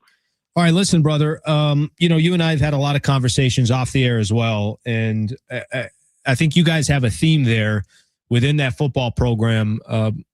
Sounds like the resources are going towards, obviously towards the right place. And you guys are doing everything you can to try to put together the best product for San Diegans that are out there. As this product becomes the product we want it to see, then it becomes our responsibility to go out there and obviously support the program. So wish you the best of luck, buddy. We're rooting for you guys there in SDSU football, and congratulations on starting that new podcast. Pleasure. All right. That is Sam Popper right there. All right. Good stuff. Interesting stuff. Look, I said it before. I'll say it again. And, this will be this has nothing to do, by the way, with being an SDSU alum. This has more to do with just being a San Diegan. That's the product that's got the most promise. The Padres have kind of shown us just how great Petco could be. Aztec basketball has shown us. I mean, SDFC was phenomenal in their first year. SDSU football, that's the one I think that can kind of take the city to a different level when it comes to what we have. I mean, obviously there's certain things that aren't here. There's certain pro teams that we have, but that's such an important product. All right, we come back. Couple things I want to do here when we come back. There is, are the Padres the model baseball teams should follow? I want to read a tweet here from Jesse Rogers. We'll do that coming up next. Stay right here. Schaefer and Sliwa Show. I'm Alan Sliwa, San Diego Sports 760.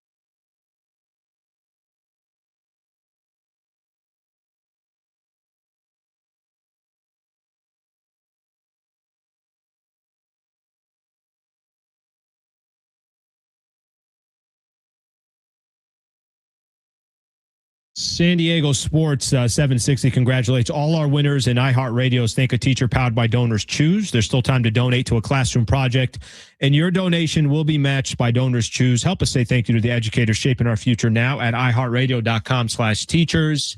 Kirk Morrison coming up at 5 o'clock here. If you missed our conversation with Kevin Acee talking about the just dismal weekend of the San Diego Padres against the Nationals, where we almost had to do a parade just for Tatis to hit his first home run of the season. You could catch that at 5:30. And I got a lot of Padres stuff that we're still going to get into. So appreciate you guys being a part of the show.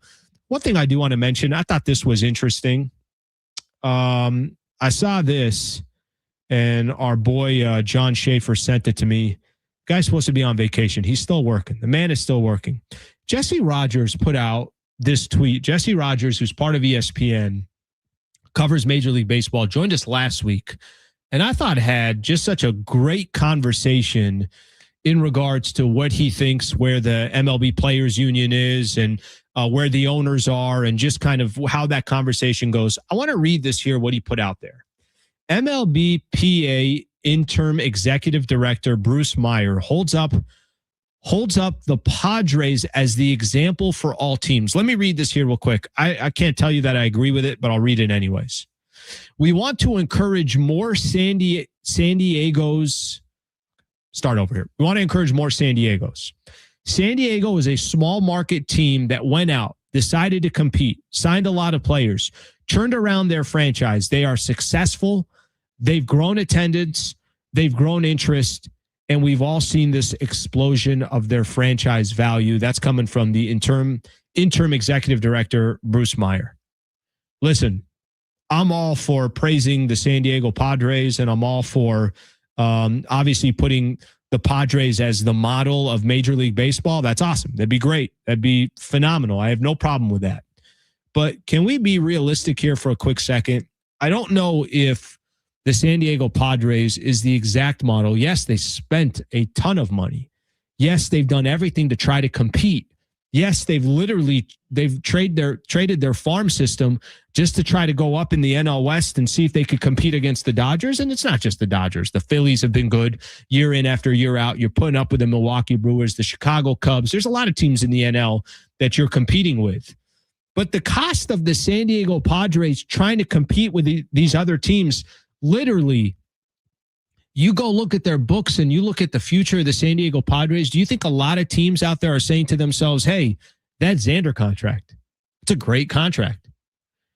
Hey, that contract that you have for Manny Machado over the next handful of years, hey, that's going to age really well. San Diego Padres don't have a TV deal. They don't have this regional revenue the way some of these other franchises do. I love the praise for the San Diego Padres. I think that's great. I think it's a good look for our team, good look for our city. But at the same time, the Padres literally have to make extreme moves every single year just to try to compete. Is that the model that you want? You know, I was having this argument with John last week, and we were kind of going back and forth about whether there should be a salary cap in baseball or whether there shouldn't be. And wherever you sit on that, that's fine. I mean, I'm obviously looking at it from a San Diego perspective. All I ask for and all I want, and again, if they want to make it sound like San Diego's the model, all I want is when the season starts, I want the front office to be able to say, all right, we made enough good moves or wrong moves, and that's going to determine whether you obviously win or you don't. I want the players who signed their contracts to determine whether that's the difference between whether you're winning the division or losing the division. What I don't want is, yeah, well, one franchise can just go spend as much money as they want. They could throw money into deferrals. They have regional money coming in. They have revenue coming here, and you just don't even feel like it's a fair fight. I just want a fair fight. That's all. It's great for, MLB to look at the San Diego Padres and say this is the model, but I think there's a lot of people that would question that the way the San Diego Padres have been built, is this sustainable? I mean, do they have a World Series to cash in to show for it? Do they have a World Series appearance where you can say, yeah, this is it? So I got a difficult time. I mean, look what they've had to do just to get into the playoffs. I have a difficult time thinking that's the case, but some compliments going to the Padres, and really I should just be praising them because, that's great to see that other people are noticing it, but that's from a player perspective because of how much they've spent on some of these players that a lot of people think are not going to be good long-term contracts. All right, Kirk Morrison, an Aztec alum, SiriusXM radio, also does Raiders radio, is going to join us. We're going to talk about some of these NFL trades, his thoughts on the Myles Garrett trade to the Rams. A lot of movement in the NFL right now. Plus, we'll talk a little bit about SDSU. We'll talk a little bit about the AFC West. We'll get into all that with Kirk Morrison when we come back. Stay right here. San Diego Sports 760.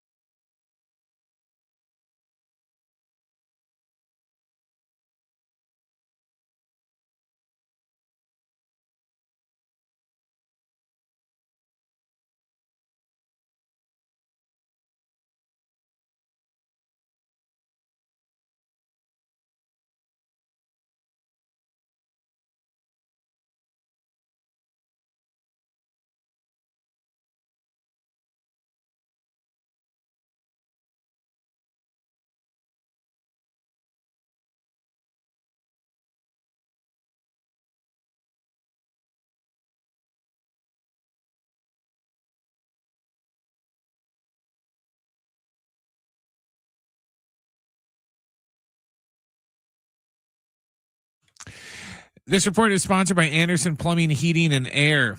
The Padres are off today. They're in Philadelphia getting set for their series tomorrow against the Phillies. First pitch in that one will be at 3:40. We had a big day in NFL trades. The Browns sent defensive end Myles Garrett to the Rams for Jared Verse and 3 picks, a first rounder this year, a second next year, and a third in 2029. Then the Eagles agreed to send wide receiver A.J. Brown to New England for 2 picks, a first rounder, and a 5th round pick. And in some sad news in the NBA, Hall of Fame head coach Rick Adelman passed away today at the age of 79. Adelman coached for nearly 30 years for Portland, Golden State, Sacramento, Houston, and Minnesota. He is currently 10th all-time in career wins. Choosing the right home service company isn't just about fixing what's broken. It's about trusting who's in your home. That's why homeowners count on Anderson for friendly professional service that keeps everything running right. Visit AndersonPHA.com.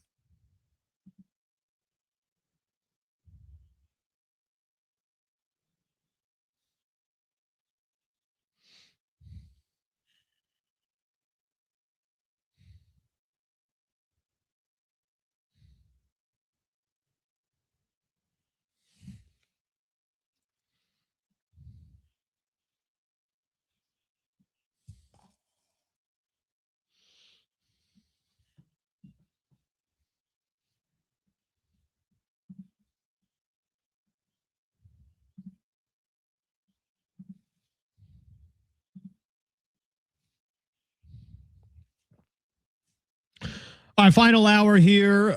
John Schaefer out for the week, as I mentioned, so we'll be handling business all week. I want to welcome in a good buddy, somebody that is very, very well known in San Diego, and a perfect time to have him on. Kirk Morrison, Aztec alum, Raiders radio, SiriusXM NFL. What else is on the resume? Are you a chef as well? Like, what else do you have here?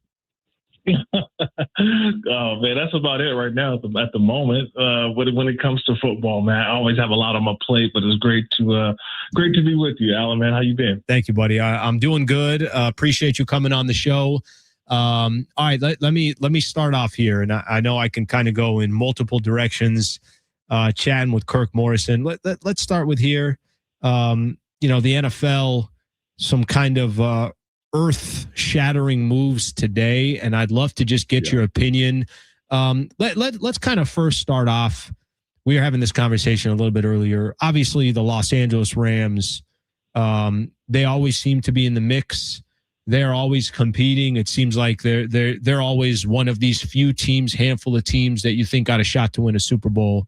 What does the addition of Myles Garrett mean to the Los Angeles Rams and really the scope of the entire NFC the moment that trade went down?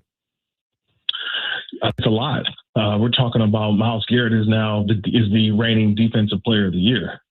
So it's pretty easy. He's the all-time single-season sack leader, Alan. That's what the Los Angeles Rams acquired. We're talking about a generational pass rusher, a generational player. And I'm saying, well, the Rams just had one in Aaron Donald, and they realized how great he was and how he can control a game. Well, they have the next guy, which is Myles Garrett, and it's a pairing that I didn't foresee happening, and yet they were able to acquire him. And I always say there's always signs, there's tells. They got a new head coach in Cleveland and Todd Monken. They're having OTAs and off-season work, and usually the consensus is that a guy who's already on the team and meets with the coach and meets with the general manager, and he's all in on the season, and yet Myles Garrett was not there. He didn't show up to OTAs. He didn't show up to the off-season work. And so you say, well, he's a reigning defensive player. How much work does he need? And I think behind the scenes, they've been trying to get a trade worked out for a while. And both sides did a good job of keeping this very quiet. And it's just hard for the Rams to have to give up such a young pass rusher in Jared Verse, their first-round pick of a couple seasons ago after they went like 10 years without getting a first-round pick. And it's crazy how the Rams have, put themselves in a situation after playing in a conference championship game last year versus the Seattle Seahawks. And this offseason, they go and acquire Trent McDuffie and now Myles Garrett. So to answer your question, the Rams got better, but they also got a closer in Myles Garrett. Well, one quick thing, not that I'm breaking this down from a Cleveland Browns perspective, but just, in order to make a move, like you said, they're giving up Jared Verse, they're giving up multiple draft picks. Just to see it from the other side, good move for Cleveland, you think? Yeah, it's a great move. I mean, you got a player in return, you got an all-pro player. So this was an all-pro player, and then you got a first-round pick, and you got some other picks to go along with it as well. And I think also this is where it comes into it. Jared Verse, I think he outperformed what the Rams are going to be willing to pay him with a contract. I mean, Jared Verse is going to get paid. Okay, they're going to give him the bag, so to say. Okay, and this is the player who's going to replace Myles Garrett. And so he's going to get an unbelievable amount of, I think, eyeballs on him, but I think he's all for it. He's from Ohio, so he's actually going back home to be around family and friends. And so, one door closes, another one opens, and his career will be defined as the guy who was in the Myles Garrett trade, a future Hall of Famer, Myles Garrett, first ballot Hall of Famer. And now Jared Verse gets to go to Cleveland and remember, Myles Garrett also had a no trade clause. So he had to waive his no trade clause for this actual trade to happen. And I just see Jared Verse getting a boatload of money. And I don't think the Rams had enough. I've had a general manager say this to me before. Sometimes players, you outperform what we can afford. They in a salary cap league, this isn't the Padres, okay? Sure. You can't just keep paying that kind of money for certain players. The NFL has a hard salary cap, and the Rams are like, we can't pay everybody, and we know we're not going to be able to pay him. So why not allow this to take on the Myles Garrett contract? And now, in a couple of years, they're able to handle it with the Ty Simpson pickup in the draft. So a lot of things start to make sense. Well, I'll say this to you, Kirk. I wish there was a salary cap in baseball. I wish some of these Padres contracts were a little bit less. I mean, I'm rooting for it. Trust me. I think that's the only thing that could kind of help them in some of these situations. Right. But Kirk Morrison joining us here, by the way, Schaefer and Sliwa Show. Kirk Morrison, of course, an Aztec alum, does Raiders radio, SiriusXM NFL. Just does, of course, a phenomenal job and can deliver from a player perspective. As you kind of look at the NFC, I got a couple AFC questions for you as well, but just as you look at the NFC now, does this thing run through the Rams, or is it still Seattle? Is there another team that we should be talking about just based off of this trade and where these teams sit today? What are kind of the 2-3 teams that you feel like are the squads to run through the NFC? Honestly, it's the first 3 NFC teams that start the season. And when I say start the season is we have a Wednesday night game. Okay, the first game of the year is going to be the defending champion Seattle Seahawks taking on the New England Patriots in a Super Bowl rematch. So that's my first NFC team. You got to beat the defending champion Seattle Seahawks. But then the next day, well, I guess you can call it the next day, on Thursday in the States, but on Friday in Australia, you have the 49ers and the Rams, okay, playing on that opening night Thursday when it's been considered. Oof. So you have those 2 teams. So to me, those are the 3 teams right now in the NFC that I would be scared to go out and play against. Let's just be honest. Rams, 49ers, and obviously the Seattle Seahawks, and they're all in the same division. They're going to beat up on each other. And it seems that whoever the team that comes out, whoever I think is the team that comes out on top is going to be the one hoisting that Lombardi trophy. But I think it may not just be about the NFC. It's about the NFC West, I think, this year.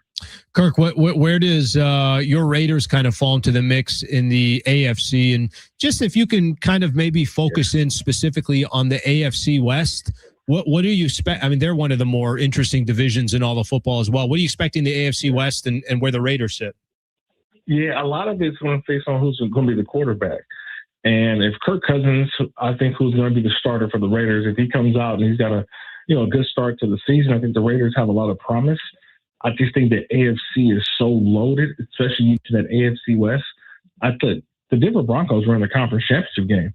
And if Bo Nix is healthy, they very well could have represented the AFC in the Super Bowl and not the New England Patriots. So you've got the Denver Broncos who will be right there in the mix again. Patrick Mahomes coming off of injury, and for the first time, he didn't make the playoffs last season, so he's got already a humongous chip on his shoulders. And then Mike McDaniel comes in as the offensive coordinator for the Chargers this season to help Justin Herbert. So you're looking at this AFC West, and it's just a gauntlet, man. It really truly is, in terms of also the quarterbacks in this division as well. So every week, it's going to be a situation where you've got Mahomes, Nix, and now throwing in Justin Herbert. That's why I think it's going to be difficult for the Raiders to really, I think, overtake the division, but yet be very competitive. And I think the model of how they're building it, they're literally, I think, about a year away from really, really possibly putting themselves in that category of a team that could be a contender in the AFC. Kirk, I'm going to squeeze in a couple quick college football questions for you. What do you make? I know it's not the old Pac-12, but San Diego State, obviously part of the Pac-12 now, and this will be the first year. And you know, I got a chance over these last couple of months to listen to Sean Lewis, listen to a few of the people that are associated with San Diego State football, and I hear this a ton. I hear this. You know, they're putting resources towards the football program. They do believe that the Pac-12 is the best outside of, you know, obviously the power conferences. What do you make of kind of the future of San Diego State football, and what do you make of the potential of the Pac-12? Yeah, I think it's new for everybody, and you want to see how can you gain the eyeballs of the college football fan, which right now on Saturdays is being dominated by the SEC and the Big Ten. I mean, the Big Ten's won the last 3 national titles between Michigan, Ohio State, and Indiana.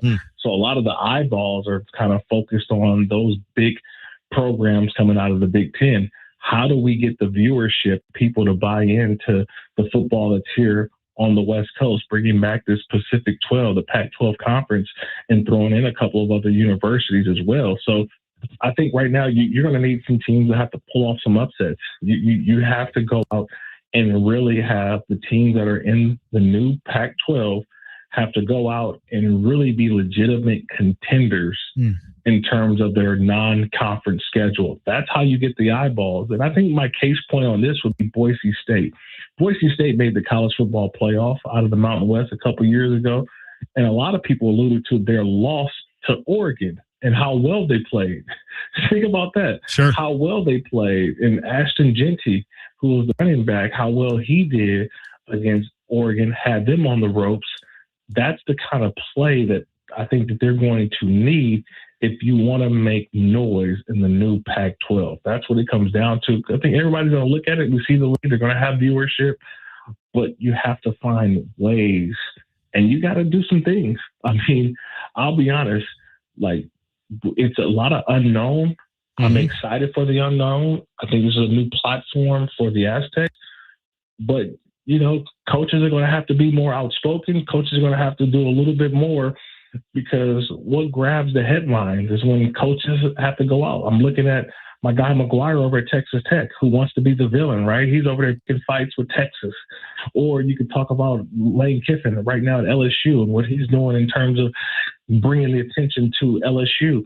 Like, we need to bring more attention, I think, to the Pac-12 to let everybody know that we're for real. This isn't just teams coming together to create something. We're creating a powerhouse now to say there's still a lot of good football, and we want to be one of these upper echelon conferences in college football and break away from this whole model of Power 4 and the other 6 conferences. Yeah, it's a great point, Kirk. And I think there is a little bit where they got to find ways to draw some headlines and get some attention. I'm going to squeeze one more in here. One more real quick one here. So college football playoff, we know there's conversations going on. It seems like every day there's a different story. What do you want to see? Do you want to see a 24-team college football playoff? Do you want to see a 16-team college football playoff? I think the most I would probably go to is 16, if that. I like the model that they're in. And no matter what you do, the model is never going to be perfect when it comes to college football. You know, we argued about who was going to be the 5th team when it was 4. And then we argued, you know, now who's the 13th team when it's 12, right? There's always these different rules and parameters that go into play. But to me, it's an inexact science. You just want to see good football, and you want to see good football games. That's all I care about. And I think the best suited is having value to the playoff. But also, if you want to add value to the playoff, it takes away from a conference championship. I'd rather win a national title than a conference championship. And we saw that a couple of years ago from Ohio State, who lost to Michigan, and yet they still end up winning the national title. That's what it's going to come down to, Alan. Okay? Yeah, it comes down to that is, what do you value more, conference championships or the national title? If it's national title, you stay at 12. If it's if it's national titles, you go to 16. If it's conference championships, you may have to stay at 12 to give the conference championships the automatic qualifier. So that's how I see it. They value the green more than anything else, Kirk. I'll tell you that. Absolutely. Come on, man. Always about the dollars. It don't make dollars. It don't make sense. It don't make sense. I appreciate you coming on. Thank you for the insight, brother, and look forward to chatting with you soon as we get closer to the football season. Hello. All right, that is Kirk Morrison right there. Great stuff from Kirk joining the show, and phenomenal stuff from that perspective. Okay, when we come back, I got a couple of Padre things I want to get into. What is going on with this Padres offense? What is going on with the team in general? Did they lose some of that magic they started the season with? They've lost 6 of their last 7. We'll talk about it coming up next. Stay right here. This is the Schaefer and Sliwa Show. I'm Alan Sliwa on San Diego Sports 760.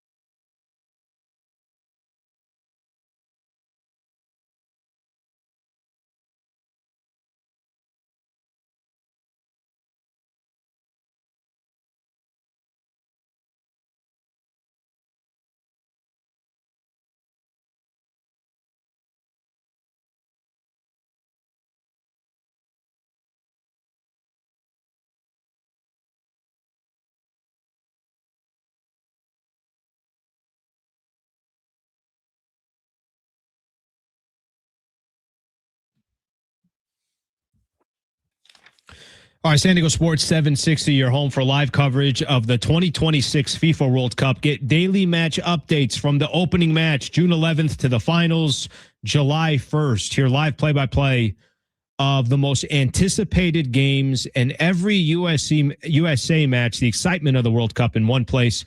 San Diego Sports 760. Just a quick reminder here. Two things I'm going to remind everybody on.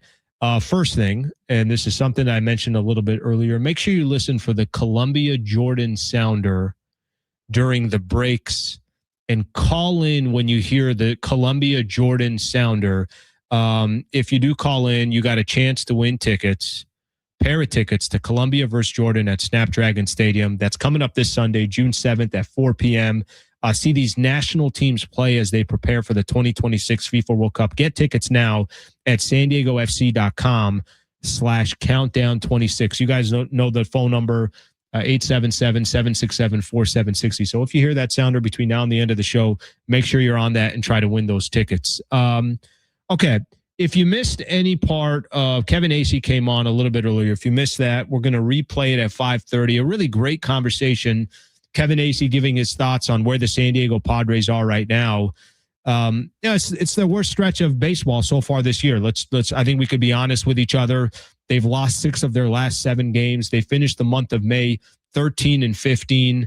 At one point, I'm going to walk you guys through a quick little. Why does this happen? I feel like this is a very San Diego thing, but it happens. I'm at the Padres-Dodgers game. This is game 2. So they already win. They beat Michael King. Has a phenomenal performance against Yamamoto. They win that game 1-0. The following day, I'm here doing the show with Schaefer, and I'm like, John, I think I'm going to the game. So I go to the game. They're up at that point. Let me think here. Yeah, they're up 4-2. It's after Endar hits a 2-run homer. They go up 4-2 after they trail 2-0. Machado hit a 2-run homer. So they're up 4-2. I go, I'm like, I'm going to go grab myself a beer. Padres threatening. And it looks like it's going to be an RBI, and it ends up being a ground rule double. And then Fermin grounds out, and that's it. So instead of going up 5-2, and you feel like all the momentum is on San Diego's side, it stays 4-2. We know how that game ended. Padres end up losing. They lose 5-4. Since that game, the wheels are falling off a little bit here. Losing 6 of 7. At one point, the Padres were a half game in front of the NL West. They're now 5.5 games back.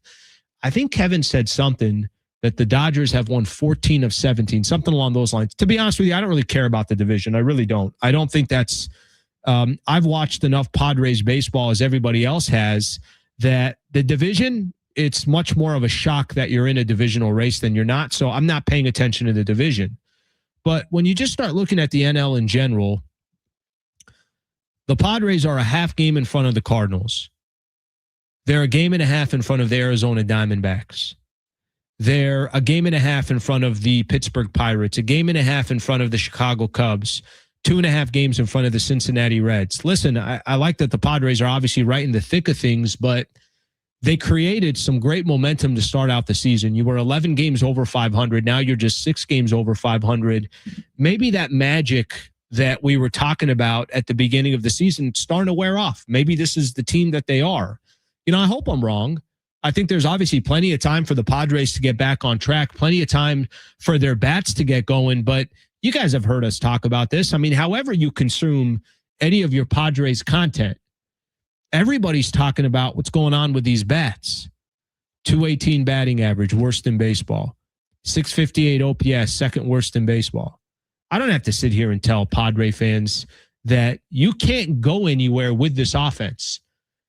Fernando Tatis, Xander Bogaerts, Jackson Merrill, Manny Machado. I'm just naming off the guys that are making the most amount of money. You can't go anywhere if this is what their offense is going to be. Now it's June 1st. It's not August 1st. It's not September 1st. They got time to figure some stuff out, but it's just so disappointing to see that series loss against the Nationals. You can't lose 2 or 3 against the Washington freaking Nationals. You just can't. You can't afford to do that. Look at the schedule that the Padres got coming up. Philadelphia, who they just got swept from. Take the Mets out of it here for a second, but you're going to go through a stretch at some point here in the near future where you got Atlanta, LA, Chicago, LA, Arizona, Toronto right after that. Games and series that you're supposed to win, they obviously have to take advantage of. They did not take advantage of the Nationals, and that was, to me, one of the more frustrating series. Trust me, I took a lot of pathetic, lonely walks after the losses on Saturday and Sunday. When we come back, if you missed any part of the Kevin Acee conversation, Kevin Acee, when we return, stay right here. Schaefer and Sleva Show, San Diego Sports 760.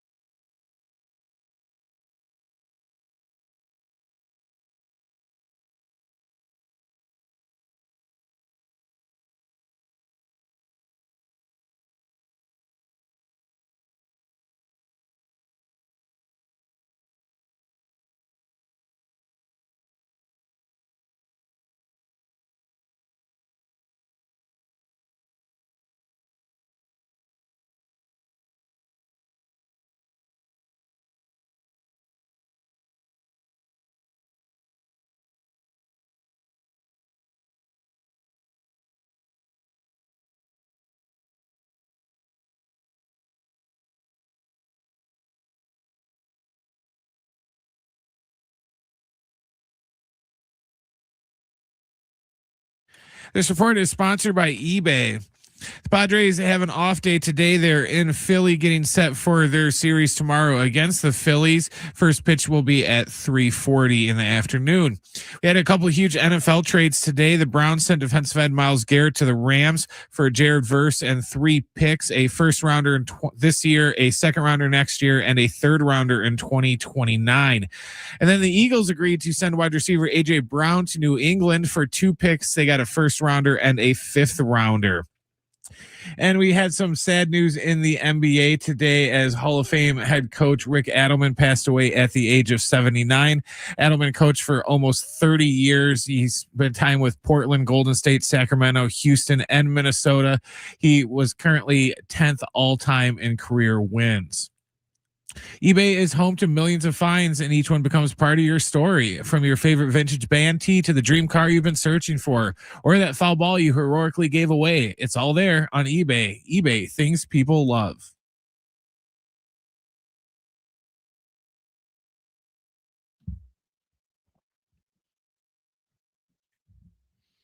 All right, busy day today. Obviously going to be a busy week. As Brent just mentioned, the Padres and the Phillies will start a 3-game set coming up tomorrow. Man, do they have some work to do. How do they get back on track? If you missed our conversation with Kevin Acee, was on a little bit earlier, I'm going to replay that conversation. Kevin is making his way to Philadelphia. Obviously, the Padres lose 2 or 3 to the Washington Nationals, get the first freaking game, and then can't figure out how to get a win after that. Take a listen. Here's Kevin Acee and giving his initial thoughts of what he thought about the series against the Washington Nationals. Well, certainly you expected them to do better. You can say they should have done better. I know that it just doesn't help to say, oh, okay, Zach Littell pitched better. He has been pitching better. He has not been a good pitcher this year. They should have scored more Saturday as they did Friday. Yeah, that's the story of the Padres season. I think that, and we've probably talked about this before because it's sort of been the same old story all year, that I think that what is at the heart of the increasing alarm and the feeling of dread and the frustration and the anger for Padres fans is that this last, let's call it 7 games, I think it's 6 or 7 they've lost, is basically what you expected to happen if they didn't start hitting. So now it's like, oh, okay, well, it's happening. They're sliding off a cliff. We don't know if that's true. It's still possible that they start hitting because of the players they have, not because of a prayer and a hope and all that, but because of the players they have, and they're working at it. But they haven't, and the longer it goes on, the more scary and frustrating it is becoming for everyone. Yeah, Kevin, they just finished last night's or yesterday's loss, the morning loss, afternoon loss. Finished the month 13 and 15 in the month of May. And it's funny, whether talking to you or so many other people that have had their opinion about the Padres or, just stories being written. It's like, well, how are they doing this? And this doesn't make any sense for their record to be what it is or their run differential. Was the month of May is that a better indicator? I go back to what you just said, right? Mm-hmm. If the offense is what it is, the 13 and 15 is a better representation of than the 8 games over 500 through the first 30 or so games of the season? Yes, absolutely. Now, it absolutely is. There's no way around it, and maybe that's what June looks like. But they're going through, it's like with a player, right? A player starts out the season hitting 200. Now, this maybe isn't going to resonate with people because they're just going to be thinking, well, Manny Machado, that's who Manny Machado is. But my point is, we talk about it all the time. If a player starts out the season hitting 200, it is the worst thing that you've ever seen over a month and a half. Well, if that player started out hitting 350 and then hit 200, sure, it's hardly noticed. Have we been talking? Yeah, a little bit. But have we been talking about Xander Bogaerts and the fact that he's hitting 140 or whatever it is over in May? The way that we talked about that he started the season with an 840 OPS or whatever it was. No, we haven't. It's the start of the season that is more glaring than anything. I'm not trying to minimize it. This is terribly troubling, what's happening with the Padres. But they have a better record than they did 2 years ago at this time. It's only slightly worse than it was last year at this time, and I might have those years transposed. My point, regardless of which year they were 32 and 30 and which year they were 32 and 26, whatever, is that the last 2 years they finished with 90 victories last year and 93 the year before, and they had bad months. They just did. That is almost every team. A few weeks ago, the Padres were even with the Dodgers. As a matter of fact, they were a half game back when that series started. Now the Dodgers have won 14-17. Now, look, we all think the Dodgers are a better team than the Padres. We're not surprised by this. So that just, reinforces our belief about the Dodgers, just like every loss and every time they have 4 or 5 or 6 hits reinforces what your belief, your concern, your fear has been about the Padres. So I'm just trying to get this whole thing out of the way that they are who we thought they are. Hey, whoa. June has just started. We don't know who they are. They very well might be this team. It's concerning as hell, but we still don't know who they are. And I also want to say they're going to be a different team. As long as they don't fall off a cliff here in the next month, then they're going to be a different team because they're going to do things at the trade deadline. Yeah, Kevin, it's such a good perspective because I think it's easy I fall into this, right? And I think I'd love to call myself that I'm just here doing radio, but I'm a fan, right? I'm obviously, I come on and I'm watching Padre games as a fan. And I wish sometimes I could be more objective but it's kind of my reason why I like doing what I'm doing is because I can have that fan perspective of it. But going back and saying, yeah, but do you remember what their record was? Their 2 seasons in a row. Obviously make the postseason 90+ wins. They're technically not that far off the pace. It's a great perspective to have. I think what probably gets most people is when you start thinking big picture, you start saying to yourself, and you know this, I don't have to tell you but where's Manny at? Or what's going to happen with Nick Pivetta? Or Tatis just hit his first home run Saturday and we were ready for a parade. Not literally, but you know what I'm talking about, right? There's storylines that have come with the Padres where I think we're also always saying to ourselves, is this going in the right direction? And I think, that part is fair to say, hey, I'm not crazy the direction it's going, and it's going to obviously be up to some of these players to change that. Tatis hits his first home run on Saturday. What happens from here? I'm sure it's a lot of pressure off his shoulders to say, at least nobody's talking about me hitting 1 home run anymore. That goose egg is out of the way. What do you think that can do for Tatis moving forward? Well, you would hope that for his sake, for the Padres' sake, for everyone in San Diego's sake, that it opens up something. I mean, the difference between 1 home run and 0 home runs is 1 home run, right?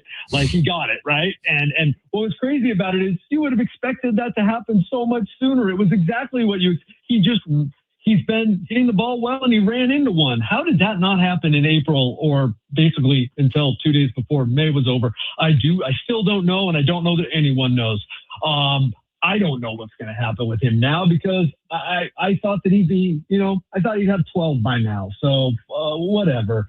He's been hitting the ball well. He had another bad day yesterday that was more he didn't chase though. None of them had a good day yesterday. I shouldn't say that. It wasn't a bad day like he was having when he was slumping.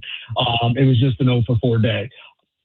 And so I honestly have no idea what's going to happen. I'm not going to pretend this is going to open up things for him. Might it? Sure. But maybe it won't.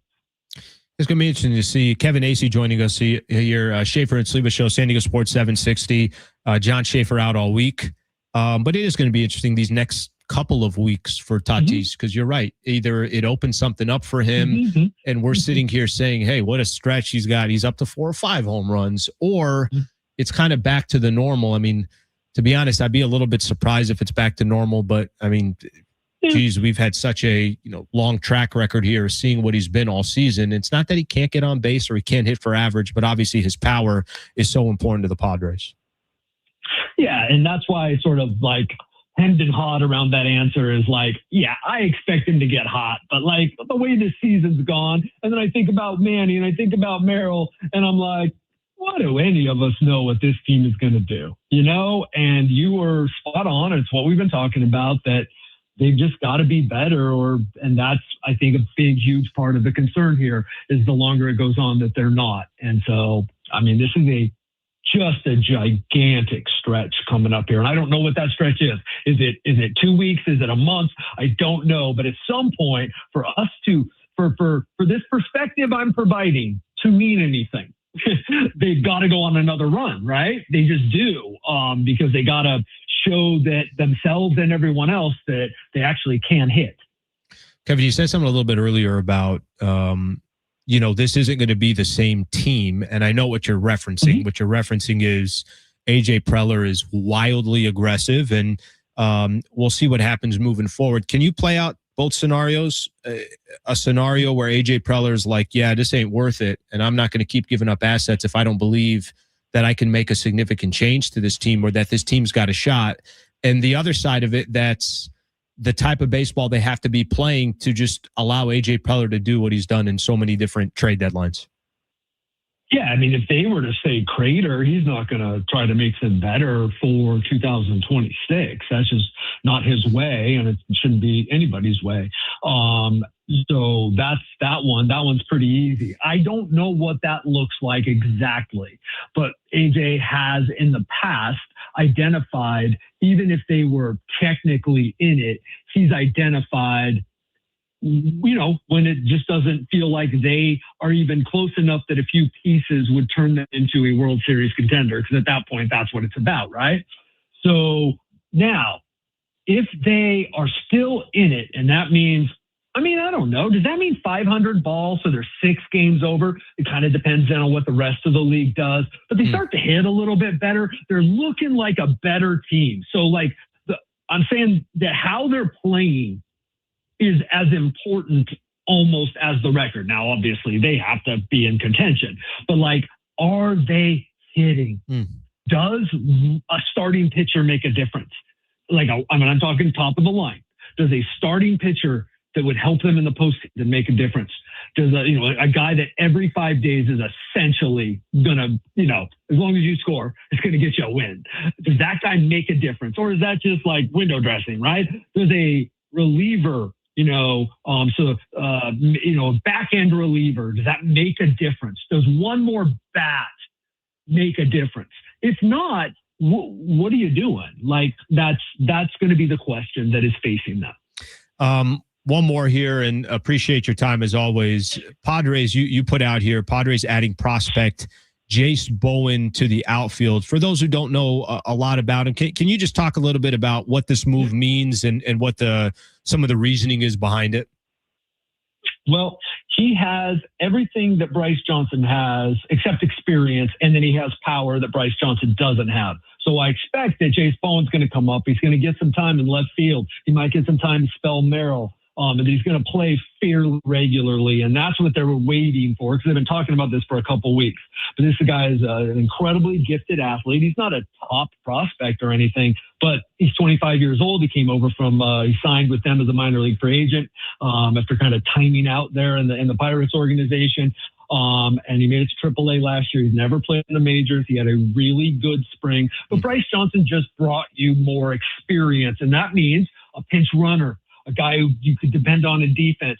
And he's more polished than Jace Bowen is. Jace Bowen, though, has a much higher ceiling, and they finally decided, hey, not only do we think he can play, if not every day, but give us some starts out there and maybe, run into a couple.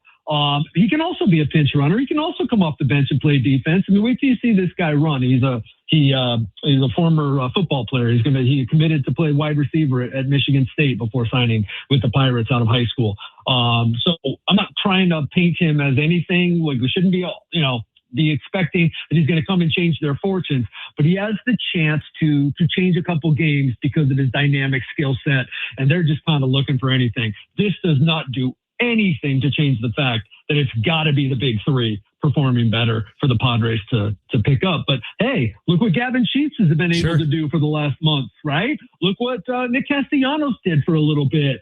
France. Ty France, thank you. Jace Bowen can come and make a difference, but hey, let's still keep our focus on the big three. You're 100% right about that. Kevin, greatly appreciate you coming on. We'll connect with you on Wednesday. Obviously, the Padres starting a 3-game set against the Phillies beginning tomorrow. Appreciate the time. Right on. Take care, man. All right. That is Kevin Acee right there, our Padres insider. Saw a couple quotes today. Couple updates here on the Jay Cronenworth front. Saw a couple quotes on Nick Pivetta. So we'll look at a couple of these things. Of course, we got the Phillies coming up tomorrow, NBA Finals starting on Wednesday, all that coming up next. Stay right here. Schaefer and Sliwa Show on San Diego Sports 760.